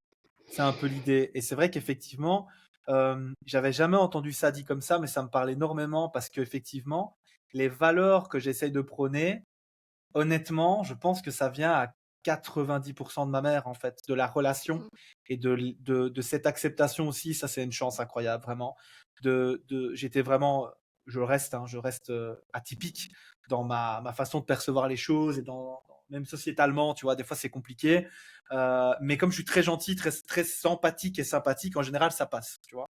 Mais c'est vrai que la relation, elle est importante. Et donc, toi, à travers ce travail de deuil, est-ce que du coup, tu travailles, sur quoi est-ce que tu vas plutôt aller chercher les ressentis, slash perceptions, slash sentiments de la personne, ou est-ce que tu vas travailler justement sur cette relation en la mettant un peu en exergue et en disant, c'est une chance, parce que typiquement, c'est le genre de discussion que j'ai avec mon papa où on n'est pas du tout sur la même étape, en fait, tu vois. Où moi, il me dit, voilà, moi j'ai connu ta maman, j'avais 17 ans, elle 16, ça a été la seule femme de ma vie pendant 35 ans, enfin avant qu'elle décède en réalité, tu vois. Et donc forcément, on n'est pas du tout sur les mêmes étapes, mais je lui dis, et peut-être à tort, hein, pour le coup, parce que là je me confie un peu, mais c'est ce côté, tu sais, papa, t'as vécu pendant 35 ans une chose que des personnes cherchent toute leur vie, en fait. Et je lui dis un peu, essaye de voir ça comme ça, un peu le côté, t'as eu la chance d'avoir quelqu'un d'incroyable avec qui t'as été heureux, t'as eu des beaux moments, et essaye de rester là-dessus, mais forcément, aimer quelqu'un à ce point-là, c'est aussi souffrir de sa perte. Et je pense qu'il y a beaucoup de gens dans le deuil qui, tu sais, un peu, on ne sait qu'on a aimé que quand on a véritablement aimé quelqu'un plus qu'on ne s'aime soi-même, tu vois. Et moi, je Mm. le sais, fondamentalement, j'ai eu cet amour avec ma mère parce que à l'époque, je ne me considérais pas comme apte à être aimé. Je pense vraiment qu'il y a eu cette partie-là de moi. Maintenant, Mm. je suis plus du tout le même gars parce qu'il y a 12 ans qui sont passés, hein, je le répète. Mais c'est quand même, c'est puissant, tu vois, comme conversation parce que je pense que c'est une question que je te pose. Vers quoi est-ce que tu vas du coup? Est-ce que tu vas plutôt sur voilà, le ressenti ou justement cette nouveauté pour moi qui est la relation avec l'autre? Bah, en fait, ça dépend des besoins de la personne parce que il y a des personnes pour qui le côté relation, c'est une évidence. Mais ce qui est pas une Hmm. évidence, c'est un moment d'avoir exprimé la colère qu'on avait à travers cette perte. Tu vois, bien souvent, alors moi, mais parce que ce que je propose, alors moi j'accompagne beaucoup avec la sophrologie. Pourquoi? Parce que la sophrologie, dans l'accompagnement, on est dans cette idée de processus. Et le deuil, c'est un processus. Donc en fait, tu vois, ça s'accompagne avec beaucoup de douceur, cet outil-là. Est-ce que tu peux Euh, définir la sophrologie pour les personnes qui nous écoutent? alors la sophrologie, c'est une méthode psychocorporelle. On va avoir une partie où on va avoir des exercices qui sont inspirés du yoga. On va travailler avec la respiration, la contraction, la décontraction musculaire. Alors, on est beaucoup dans le corps. Sauf que ces exercices, en fait, ils ont été réadaptés de façon à ce qu'on puisse les faire facilement, debout, sur son canapé, sur une chaise de bureau. Et ils ont l'avantage de pouvoir être pratiqués très facilement. On peut en choisir par exemple un de 2 minutes et se dire pour commencer, je fais par exemple cet exercice-là pendant 2 minutes tous les jours. Et, On dit ça, on dit rien, hein. On dit ça, on dit rien. voilà. Et puis après, il y a une autre partie, en tout cas telle que moi je pratique la sophrologie, comme dans tout domaine, on va avoir différents courants, beaucoup plus statique, qui peut se pratiquer assise ou allongée, qui est là inspirée de l'hypnose. Sauf qu'en hypnose, on va parler de conscient, d'inconscient. En sophrologie, on est sur la conscience, la pleine conscience des choses, la conscience de son potentiel, de ses qualités pour les développer. Et on va utiliser donc des suggestions positives, des visualisations par rapport à l'objectif que l'on s'est fixé. Donc bien souvent, c'est un accompagnement où dans les premières séances, ben, on arrive parce qu'on a quelque chose à évacuer, un trop-plein de quelque chose. Et puis au fur et à mesure, on va se diriger sur le fait de se recontacter à soi-même, la pleine conscience des choses, et recontacter aussi ses qualités, ses ressources, pour qu'elles puissent servir à l'objectif ou à nos besoins. Donc, quand les personnes viennent me voir parce qu'elles ont perdu un être cher, euh, en fait, je ne sais pas si tu les connais, on a différentes étapes dans le deuil. Il y a, Moi, j'en ai 5 en tête. Est-ce que c'est ça? ouais. Ok, oui. Ok. Et en fait, bien souvent, c'est que dans le processus, il y a quelque chose qui n'a pas été exprimé. En fait, dans le deuil, il y a de la colère et de la culpabilité à un moment. Et c'est tout à fait humain et c'est tout à fait normal d'avoir cette culpabilité et cette colère. Par contre, parfois, on n'a pas soit eu l'occasion ou l'envie de l'exprimer. Et du coup, moi, sur les premières séances, quand c'est le besoin et que la personne en a envie, évidemment, l'idée, ça va être de dire, bah ok, on va la libérer aussi, cette colère. Parce que tant qu'elle n'est pas là, ça va être compliqué de pouvoir exprimer le reste et puis rentrer dans quelque chose où on se sent qu'on est dans quelque chose de plus équilibré. Ça veut pas dire qu'on sera plus triste, ça veut pas dire tout ça. Ça veut juste dire que ça sera plus confortable pour soi. Voilà. La tristesse, quand c'est quelqu'un qu'on a aimé, il y aura toujours des moments où on ressentira la tristesse de ne pas être avec cette personne. C'est Ouais. juste que on se dit mais c'est normal. On se dit bah c'est normal là, d'être triste à ce moment-là et qu'on sente que c'est dans l'équilibre des choses pour soi de le vivre comme ça.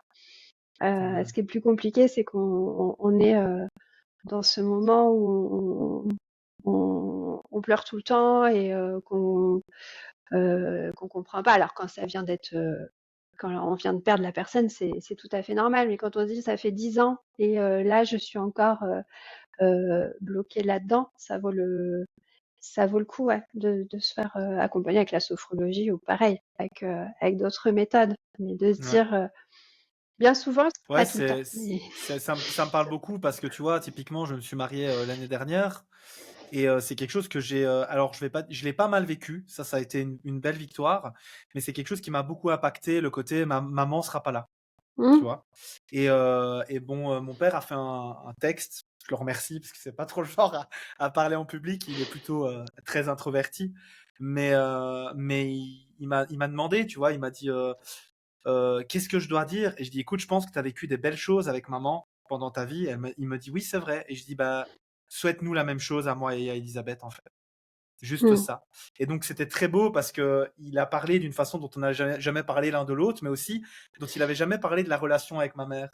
Et donc, tu mmh, sais, j'étais beaucoup dans l'émotionnel, mais en fait, là, je le dis, je suis vraiment dans l'acceptation parce que pour rappel, donc au niveau des, tu me dis si je me trompe, mais au niveau des 5 étapes, tu as le déni, tu as la colère, le marchandage, dépression, tristesse, un truc comme ça, et tu finis par l'acceptation. C'est à mmh. peu près ça. Donc Ouais. voilà, moi j'ai cette acceptation, mais j'ai aussi cette acceptation de dire je suis quelqu'un d'extrêmement sensible et donc ça restera toute ma vie là.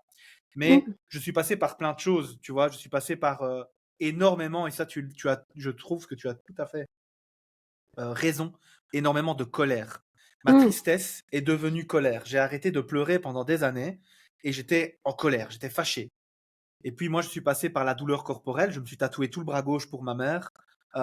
Des choses où tu le vois, tu ne sais pas, en fait. Si tu ne sais- mmh, c'est des choses, des messages, moi, etc. Voilà, pour le truc le plus, entre guillemets, le plus fort. J'ai pris une image de la déesse Athéna, qui est la déesse grecque de la sagesse et de la guerre. Et pour moi, c'était l'image de ma maman, en fait. mmh, C'était quelqu'un de très sage, mais quand il fallait aller au créneau, fallait y aller. Et c'est vrai qu'effectivement, tout ce que tu es en train de dire, eh ben, c'est des choses qui me parlent énormément de mon vécu. Et encore une fois, c'est aussi ce qui m'a fait le plus grandir, quoi. Parce que, bah, forcément, je pense que les plus grandes douleurs sont aussi nos plus grandes leçons. Mais il faut pas rester bloqué dedans. Sinon, on vit en fait une vie, et ça, j'ai envie d'avoir ton avis, qui n'est ni saine, ni la nôtre, en fait. Qu'est-ce que tu penses de ça? Ouais, et puis ça, c'est quelque chose qu'on se dit souvent des années après. Quand on Ah est ouais, ça c'est dedans, vrai. on Ouais. le voit pas, on le voit pas et on peut pas l'entendre et c'est normal. Du coup, on y va tranquille, on accepte son chemin et parfois, ce qui est un peu déroutant, c'est que notre chemin n'est pas le même que celui de nos proches. C'est-à-dire que, tu Ouais. sais, tout à l'heure, je me disais, bah, on a des jours où ça va moins bien, puis des jours où ça va moins bien. Enfin voilà, on a cette alternance de bien et de moins bien. Seulement parfois, il nous arrive des jours où on est voilà, vraiment là dans le moins bien, et puis on voit un de nos proches qui lui fait une blague. Et nous, on se dit, mais ça va pas bien de faire une blague à ce moment-là. Enfin, c'est là quand même, enfin voilà, on vient de perdre telle personne. Comment est-ce qu'il peut rigoler? Parce qu'en fait, la personne, là, elle est dans son moment où ça va un petit peu moins bien. Ça veut pas dire que dans 3 heures, ça sera pareil, hein. Et puis Ouais. parfois, inversement, nous, on sort un truc, même on rigole d'une situation, et puis on sort les regards sur nous des personnes qui disent Eh oh, on n'est pas dans ce délire-là, là. Mais c'est parce que ces vagues, eh bien, elles n'arrivent pas pour tout le monde au même moment. Et ça, en tout cas, moi, c'est une notion qui m'a énormément aidée de me dire, d'accepter aussi parfois qu'il y ait des personnes qui rigolent alors que moi j'avais pas du tout envie de rire et je voyais, enfin je comprenais pas au final comment on pouvait rire. En fait, c'était juste qu'elles étaient à un moment dans leur vague et que moi je me rendais pas compte que moi aussi ça m'arrivait. Voilà. Ouais. Donc Comprendre ça et aide accepter parfois. le décalage énergétique, c'est ça que tu veux dire? Et ouais, ouais, ouais. Parfois, on vit un décalage et puis parfois, on est tous en même temps et puis on n'a pas, voilà, parfois, on va être aussi avec un entourage où on peut continuer de parler de la personne et ça nous Ouais. fait du bien. Ouais, de fou. Ouais. Et tout le monde n'a pas la chance d'avoir cet entourage là. Mais quand on l'a, parfois il y a des personnes qui ont beaucoup de pudeur à se dire oui, mais j'ai peur de blesser l'autre personne si je parle Je de la comprends. Ouais. personne Ouais. qui est partie. Alors que parfois les deux personnes se disent ça, alors qu'en fait d'en parler, eh ben, ça ferait du bien à tout le monde. Euh, voilà, donc ça, c'est évidemment, c'est pas évident, mais c'est bien aussi de se dire que bah, parfois, c'est une manière de continuer un petit peu la relation avec la personne, c'est de continuer à en parler et d'en parler avec les personnes qu'on aime, comme toi, tu disais avec ton père quand il a raconté certains événements que toi tu connaissais pas, bah, ça t'a fait du bien. Ouais, ouais, ouais, de Euh, fou. Ouais. parce- Ouais, c'était très fort et encore une fois dans l'amour quoi. C'était vraiment Mm, mm, c'est ce que je retiens de ma mère et c'est aussi beaucoup des discussions que j'ai avec mon épouse qui malheureusement ne l'a jamais connue. Alors pour la mm. petite histoire, c'est très drôle parce qu'elle connaissait mon épouse vu qu'on s'est connus à l'école. Mais moi j'avais dit à ma mère, je dis waouh, cette femme-là, elle est incroyable mais je pense elle me mange tout cru parce que tu sais moi j'arrivais, j'avais 20 ans, j'étais là tout gentil, ma femme elle revenait des États-Unis, elle parlait anglais, j'étais juste là en mode non mais genre j'ai pas le niveau, tu vois. Et ma mère, pour ma petite blague, elle avait dit oh, tu sais, Benja, peut-être dans 10 ans. Et en fait, elle n'avait pas tort parce que c'est 8 ans et demi qu'on est sortis après. On est sortis ensemble après 8 ans et demi. Donc, tu vois, on était juste potes, on se connaissait avant. Mais tu vois, c'est des petits trucs où je dis à ma femme, et ça aussi, j'en parle beaucoup, très ouvertement, comme maintenant, je pense que c'est important de montrer aussi ses blessures et de montrer qu'on est humain. Moi, je suis un gars très, très, très empathique et extrêmement bienveillant. Ça fait partie de mes valeurs. Et je pense que, tu vois, cette discussion, il y a des gens qui vont se dire, ah ouais, ok. Et c'est important pour moi de pouvoir montrer aux gens qu'on n'est pas des Superman, on est des Batman, tu vois. On a beau être, et encore là je mets la barre très haut, on a beau être un peu des super-héros du quotidien, c'est aussi une discussion que j'ai eue avec Marc, ce côté où on essaye d'inspirer et d'être la meilleure version de nous-mêmes, et peu importe ce que ça veut dire, mais quand on prend une balle, on la prend vraiment, c'est une blessure, quoi. Et cette blessure, ben, je vais pas dire que j'ai défini toute ma vie à travers cette blessure parce que c'est pas vrai, mais c'est clairement une grosse part de mon identité parce que je le disais dans un podcast dans lequel j'ai été interviewé par mon ami Atlas Studio Coaching, où je disais j'ai vraiment souffert. J'ai vraiment été dans les ténèbres et je souhaite, à travers mes accompagnements, que ces gens que j'accompagne n'aient jamais à vivre autant de souffrance, en fait. À tort ou à raison, hein, parce que j'ai pas une mauvaise vie, mais j'ai tellement aimé, en fait, tu vois, cette mère qui a toujours tout fait, que là, tu dis, waouh, ça, c'est vraiment, vraiment de la douleur, quoi. Et sans hiérarchisation, bien sûr, mais cette compréhension, effectivement, de la douleur par laquelle on passe pour le deuil et de comment tu te construis à travers cette douleur, en fait. Je trouvais que c'était important d'en parler, enfin, tu vois. Et ouais, après, c'est certain que ça guide, de toute façon, des choix de vie. J'en suis Derrière, convaincu. Ouais. il y a des prises, de conscience et puis parfois aussi, suivant son âge, il y a une maturité. Ouais, ouais. On fait avec. Je suis d'accord avec toi. Mmh. Si tu avais, pour clôturer cette partie-là, si tu avais un seul conseil aux gens, à donner aux gens qui sont un peu dans cette problématique-là, tu sais, dans cette colère, etc., qu'est-ce que tu leur conseillerais? Alors, très certainement aussi d'aller vers un accompagnement, très certainement, mais tu sais, ce petit levier, cette petite première action qui pourrait leur permettre de sortir un peu de ce cercle vicieux de colère, de déni, de dépression, qu'est-ce que tu leur conseillerais? Hem, D'observer aussi, cette colère et cette culpabilité en se disant qu'elles sont, normales. Tout le monde a de la culpabilité quand on perd quelqu'un. Tout le monde est en colère et parfois on est en colère aussi contre soi, hein. On se dit ah bah si j'avais su j'aurais fait ça. Ouais mais on savait pas. Donc il faut aussi s'accorder beaucoup de douceur dans le processus. Le mot ça serait douceur, je pense, parce qu'on a besoin de douceur. Bien souvent c'est brut, c'est dur, Hmm. c'est et en plus suivant la rapidité des événements, enfin comment ça s'est passé, ça peut être même violent, soudain, enfin voilà. Et du coup, ce tion qu'on avait à ce moment-là. 100%.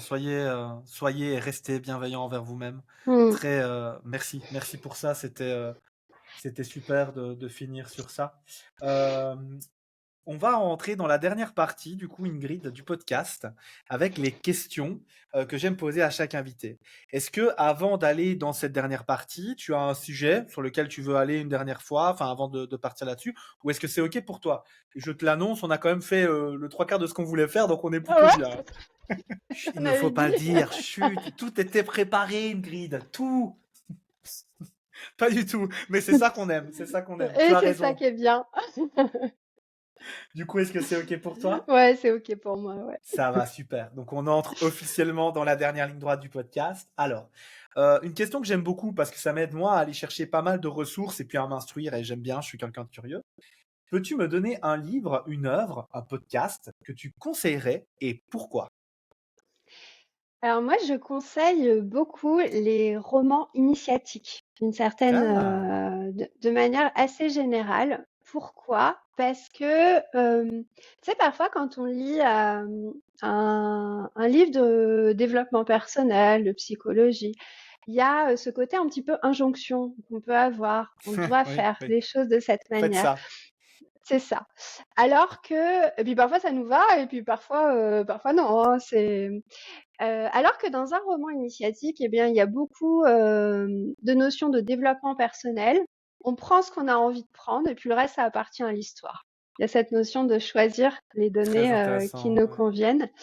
Moi, j'avais beaucoup aimé Il suffit d'une rencontre pour changer de vie d'Anthony Nevo, qui est voilà que j'ai même offert dans plusieurs de mes accompagnements quand ça me semblait juste pour la personne. Et d'une manière Évident, quoi. Ouais. générale, roman initiatique, voilà, c'est une personne qui part d'un point A et puis et à qui va arriver Ouais. qui lui perd. C'est très beau, ça permet de se révéler. Ça me fait aussi penser à Pour donner deux, trois exemples comme ça qui me viennent en tête. Alors, c'est Robin Sharma, le moine qui vendit sa Ferrari. Ouais, c'est dans la même lignée, Voilà, complètement. donc Ouais. et c'est marrant parce qu'encore une fois, Marc, des bisous, mais on en a parlé avec Marc, qui adore Robin Sharma. Et alors, j'ai un trou de mémoire sur l'auteur, mais je pense que ça s'appelle Le Tombeau des Lucioles. Je Et l'ai pas lu. ça, c'est très fort aussi. Il y a un manga aussi là-dessus, un film qui a été créé. Alors, j'ai peur aussi de dire une bêtise, mais style Miyazaki. Et aussi, là, c'est des enfants, etc. Enfin, préparez les mouchoirs, j'annonce. Mais très, très fort, effectivement, avec le se révéler. J'aime beaucoup ça. C'est vraiment. Et top. Merci beaucoup. Est-ce que on est bon, du coup, au niveau des ressources? Oui. Merci beaucoup. Alors, ensuite, y a-t-il une citation ou un mantra qui te guide dans les moments difficiles? Euh, Ce que je disais un petit peu tout à l'heure quand on parlait du deuil, sur les moments où ça va moins bien, parce qu'il y en a, hein, et même quand on a plein de connaissances, qu'on se fait accompagner, etc., il y a des moments où on est tout seul et ça va moins bien, c'est humain, c'est normal, ça arrive à tout le monde. Et de garder cette idée que c'est passager. On reste pas bloqué dans ce moment-là, ça va passer et on a les ressources qu'il faut. Par contre, parfois, on a besoin quand même de traverser. Il s'agit pas nos émotions de les mettre sous un tapis et de faire comme si elles n'étaient pas là. Une émotion, c'est quelque chose de l'intérieur qui a besoin d'aller vers Hmm. l'extérieur. Et la traversée, ça veut pas dire qu'on va y passer 10 ans, hein. Ça veut juste dire Comme tu dis, mettre les émotions sous le tapis, c'est pas traverser, c'est contourner en fait. Et Mm, on ne se construit pas à travers les détours qu'on prend. On se construit à travers les épreuves qu'on accepte et qu'on prend aussi à bras le corps. Et on s'améliore comme ça. Et c'est marrant parce que j'ai lu une citation, je pense que c'était hier soir avant d'aller dormir. Je suis un fan de citations, où je vais régulièrement voir des choses comme ça qui m'inspirent. Où il disait, le jour où j'ai compris que mes problèmes n'étaient que temporaires, j'ai commencé à apprécier mes problèmes. ouais. Et je trouve ça très très vrai parce que c'est pareil, Mm, ces périodes de deuil qui ont été temporaires et qui sont pourtant bien claires dans ma tête, parce que c'est des périodes très importantes de ma vie où j'ai pris des mm, décisions très très radicales, autant positives que peut-être un petit peu moins. Mais ça, c'est voilà, c'est le temps nous le donne, ça les réponses, hein, on sait jamais. ouais. Mais ouais, t'as raison. J'aime bien ça, traverser, vraiment top. Merci Ingrid. Euh, si tu devais laisser un seul message au monde, lequel serait-il? Euh, Prenez 2 minutes pour respirer. On va J'accepte. rejoindre ce qu'on a dit plus loin. J'accepte. Là, maintenant, faites pause, 2 minutes, on respire, on reprend. Voilà. Allez. C'est comme ça que ça marche. J'accepte. Si tu pouvais, j'adore cette question parce qu'à chaque fois, c'est sujet à discussion, etc. J'adore. Si tu pouvais remodeler la société pour mieux soutenir le bien-être, attention, individuel, quel changement majeur proposerais-tu? Fait, ça serait la sieste. Yes. Vive l'Espagne. Voilà, pour les personnes qui en ont besoin, mais en tout cas de laisser cette place pour Super intéressant. Donc vraiment cette idée de recharger un peu les batteries, pas quand on doit, mais quand on en ressent le besoin.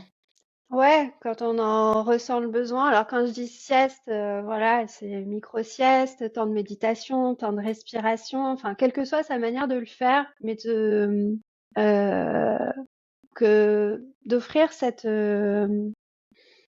liberté dans nos habitudes, de prendre des pauses, parce que voilà, parfois ça nous est arrivé et c'est quelque chose que j'entends beaucoup. On a l'impression qu'on commence sa journée, on prend une bonne inspiration, il y a tout qui se passe et puis c'est une fois qu'on se pose le soir qu'on se dit ah ça y est, je peux souffler. Alors C'est intéressant au niveau de la respiration. Pour ceux qui connaissent ou qui ne connaissent pas, hein, Andrew Huberman, qui est un neuroscientist, donc un neuroscientifique très très connu, qui fait beaucoup de podcasts, etc. Il a une respiration comme ça qu'il appelle anti-anxiété. Et en fait, ça correspond. Alors, je vais essayer de le faire en visuel. On inspire très fort, très vite au niveau du nez 2 fois, et on souffle avec la bouche. Donc, ça donne quelque chose comme et on le fait tant que on ressent un petit peu qu'on est ça, tu vois, donc qu'on ait un petit peu cette anxiété, ce stress. Et en fait, c'est hmm, vraiment le et on décompresse et en fait, je l'ai testé 2-3 fois. Et en fait, moi, comme j'emmagasine beaucoup, parce que bah, on travaille pas dans des domaines dans lesquels on est inconnu. Hein. Si l'anxiété et la dépression, ça me parle autant, c'est que bah, je le vis aussi au quotidien et j'ai Mm. voulu, comme on a dit, hein, on est les premières victimes entre guillemets et les premiers labos pour faire travailler un petit peu cette exploration. Et ben, je trouvais ça hyper intéressant parce qu'effectivement, ça permet vraiment de redescendre un petit peu. Et je trouvais ça, voilà, pour ceux qui veulent tester un petit peu. Alors, on préférera quand même le processus, hein, donc aller chercher les 2 minutes de respiration, prendre le temps parce que c'est important aussi. Mais en cas de rush ou de waouh, vous vous sentez dépassé, vous sentez un peu la panique attaque arriver, etc. Ça peut être un super sas de décompression, très rapide, peut-être trop. Ça, c'est un petit peu à vous aussi de vous auto-observer, mais ça peut être sympa d'aller voir. Et pour ceux qui sont intéressés, je répète, Andrew Huberman, et c'est un podcasteur en fait. Hein, il fait des podcasts aussi, mais surtout un neuroscientifique très très connu dans le milieu du bien-être et du développement personnel. Euh, Si tu avais quelqu'un à me proposer pour le podcast, ce serait qui? Alors, ça serait Claire Jardin-Ménard, qui est normande aussi, et qui est spécialisée dans le burn-out. Elle Super. fait 1, 2, 3 fois par an. Je vais pas dire de bêtises, plusieurs fois en tout cas, des sommets virtuels ou même elle interroge des personnes expertes dans le burn-out et elle-même, c'est son expertise. Et Super, je pense qu'on pourrait avoir une discussion incroyable parce que le burn-out, tout comme le deuil, je pense que ça s'est entendu dans ce podcast, sont des sujets waouh, qui me sidèrent un petit peu, tu vois, c'est des choses vers lesquelles je vais de plus en plus parce qu'encore une fois, ben, comme tu dis, quand tu commences à maîtriser un petit peu un sujet, hein, on s'entend, la maîtrise n'étant pas un point fixe, mais une continuité dans la recherche d'excellence et d'apprentissage continu, encore une fois, ben on se rend compte qu'il y a des choses qui sont un petit peu complémentaires, associées et on a envie d'explorer. Et ça, je dois t'avouer que là, je suis dans un moment de ma vie où tout ce qui est burn-out et deuil, j'ai vraiment très envie de plonger dedans. Donc, je pense que je vais la contacter d'ici peu de temps, je pense vraiment. Donc, merci à toi. avec Un plaisir. dernier. Merci à toi, vraiment, j'assiste. Un dernier conseil que tu souhaites laisser aux gens qui nous écoutent et qui ont écouté ce podcast. Euh, Je vais revenir sur les 2 minutes de respiration. Testez, faites l'expérience de vous dire, alors soit comme ça, sans rien, dire tiens, là je me pose et juste je respire. Ce qui est intéressant avec la technique que tu as montrée, c'est un souffle long. Un souffle long va apaiser le système nerveux. Donc peut-être en cherchant un souffle long pour voir ce que ça donne. Euh, Parfois, enfin souvent, on sous-estime ces 2 minutes et pourtant elles font beaucoup de bien.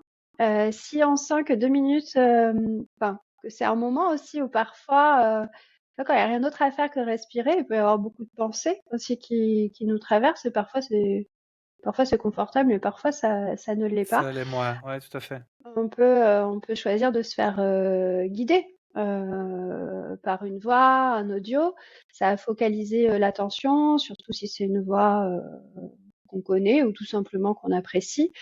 Euh, voilà, ça va quand même. Super, merci beaucoup. Alors ça c'est quelque chose qui m'est cher aussi, c'est comment te contacter, mail, Instagram, Facebook, pour les personnes qui ont envie de discuter avec toi, qui ont envie d'échanger, de travailler aussi bien entendu. On répète région normande, donc voilà. On veut vraiment essayer de faciliter ça. Quel est le moyen le plus efficace de te contacter du coup? Alors, je suis sur Instagram, j'ai un compte Zen avec la sophrologie. J'ai aussi un podcast qui s'appelle pareil, Zen avec la sophrologie. D'ailleurs, si vous, voilà, vous voulez, il y a quelques enregistrements, il y a des affirmations positives, des techniques de respiration. Puis parfois, c'est plus, je réponds aux questions les plus courantes qu'on peut me poser sur la sophrologie. Donc moi, c'est un format court. Pourquoi? Parce que l'idée, c'est aussi de découvrir et puis de voir que même en 5-10 minutes, eh ben, on peut aussi s'apporter du bien-être. Ouais. Euh, voilà. Si dès le départ, je propose des formats longs, je sais que il y a beaucoup de personnes pour qui ça va décourager. C'est ça. Je comprends parce qu'on en a parlé, c'est pour ça que je fais des shorts aussi, moi, pour essayer de montrer un peu, mais il n'y a rien à faire. Je me tronquerais à faire des trucs trop courts parce qu'en fait, ça me frustrerait de fou. Alors que là, après 1 heure et demie, 2 heures, je me dis, ah, on a parlé de trucs, on a montré aux gens. Tu sais, moi, j'aime bien. Le podcast que j'adore, c'est la discussion, tu vois. Recouper, je trouve ça très bien, mais j'aime quand même bien ce petit. Moi, j'écoute rarement quelque chose en dessous d'1 heure, tu vois. Ça arrive pour des sujets spécifiques, mais je pense qu'effectivement, il faut de l'eau pour son moulin. Les deux sont top, mais surtout, par rapport à ce que tu as dit durant le podcast, se respecter, c'est aussi pas plus mal, quoi. Ah ouais, ouais, ouais, moi j'adore les 2 formats, hein, court, et long. Voilà, parce que parfois, quand on se dit: «Tiens, j'ai du tri à faire ou un rangement à faire pendant 1 heure», j'écoute un podcast bien Moi, c'est sympa, la on entend une cuisine, c'est la discussion. cuisine. Ah, Ah, c'est la cuisine? je fais pareil, je cuisine, je suis là en train d'écouter.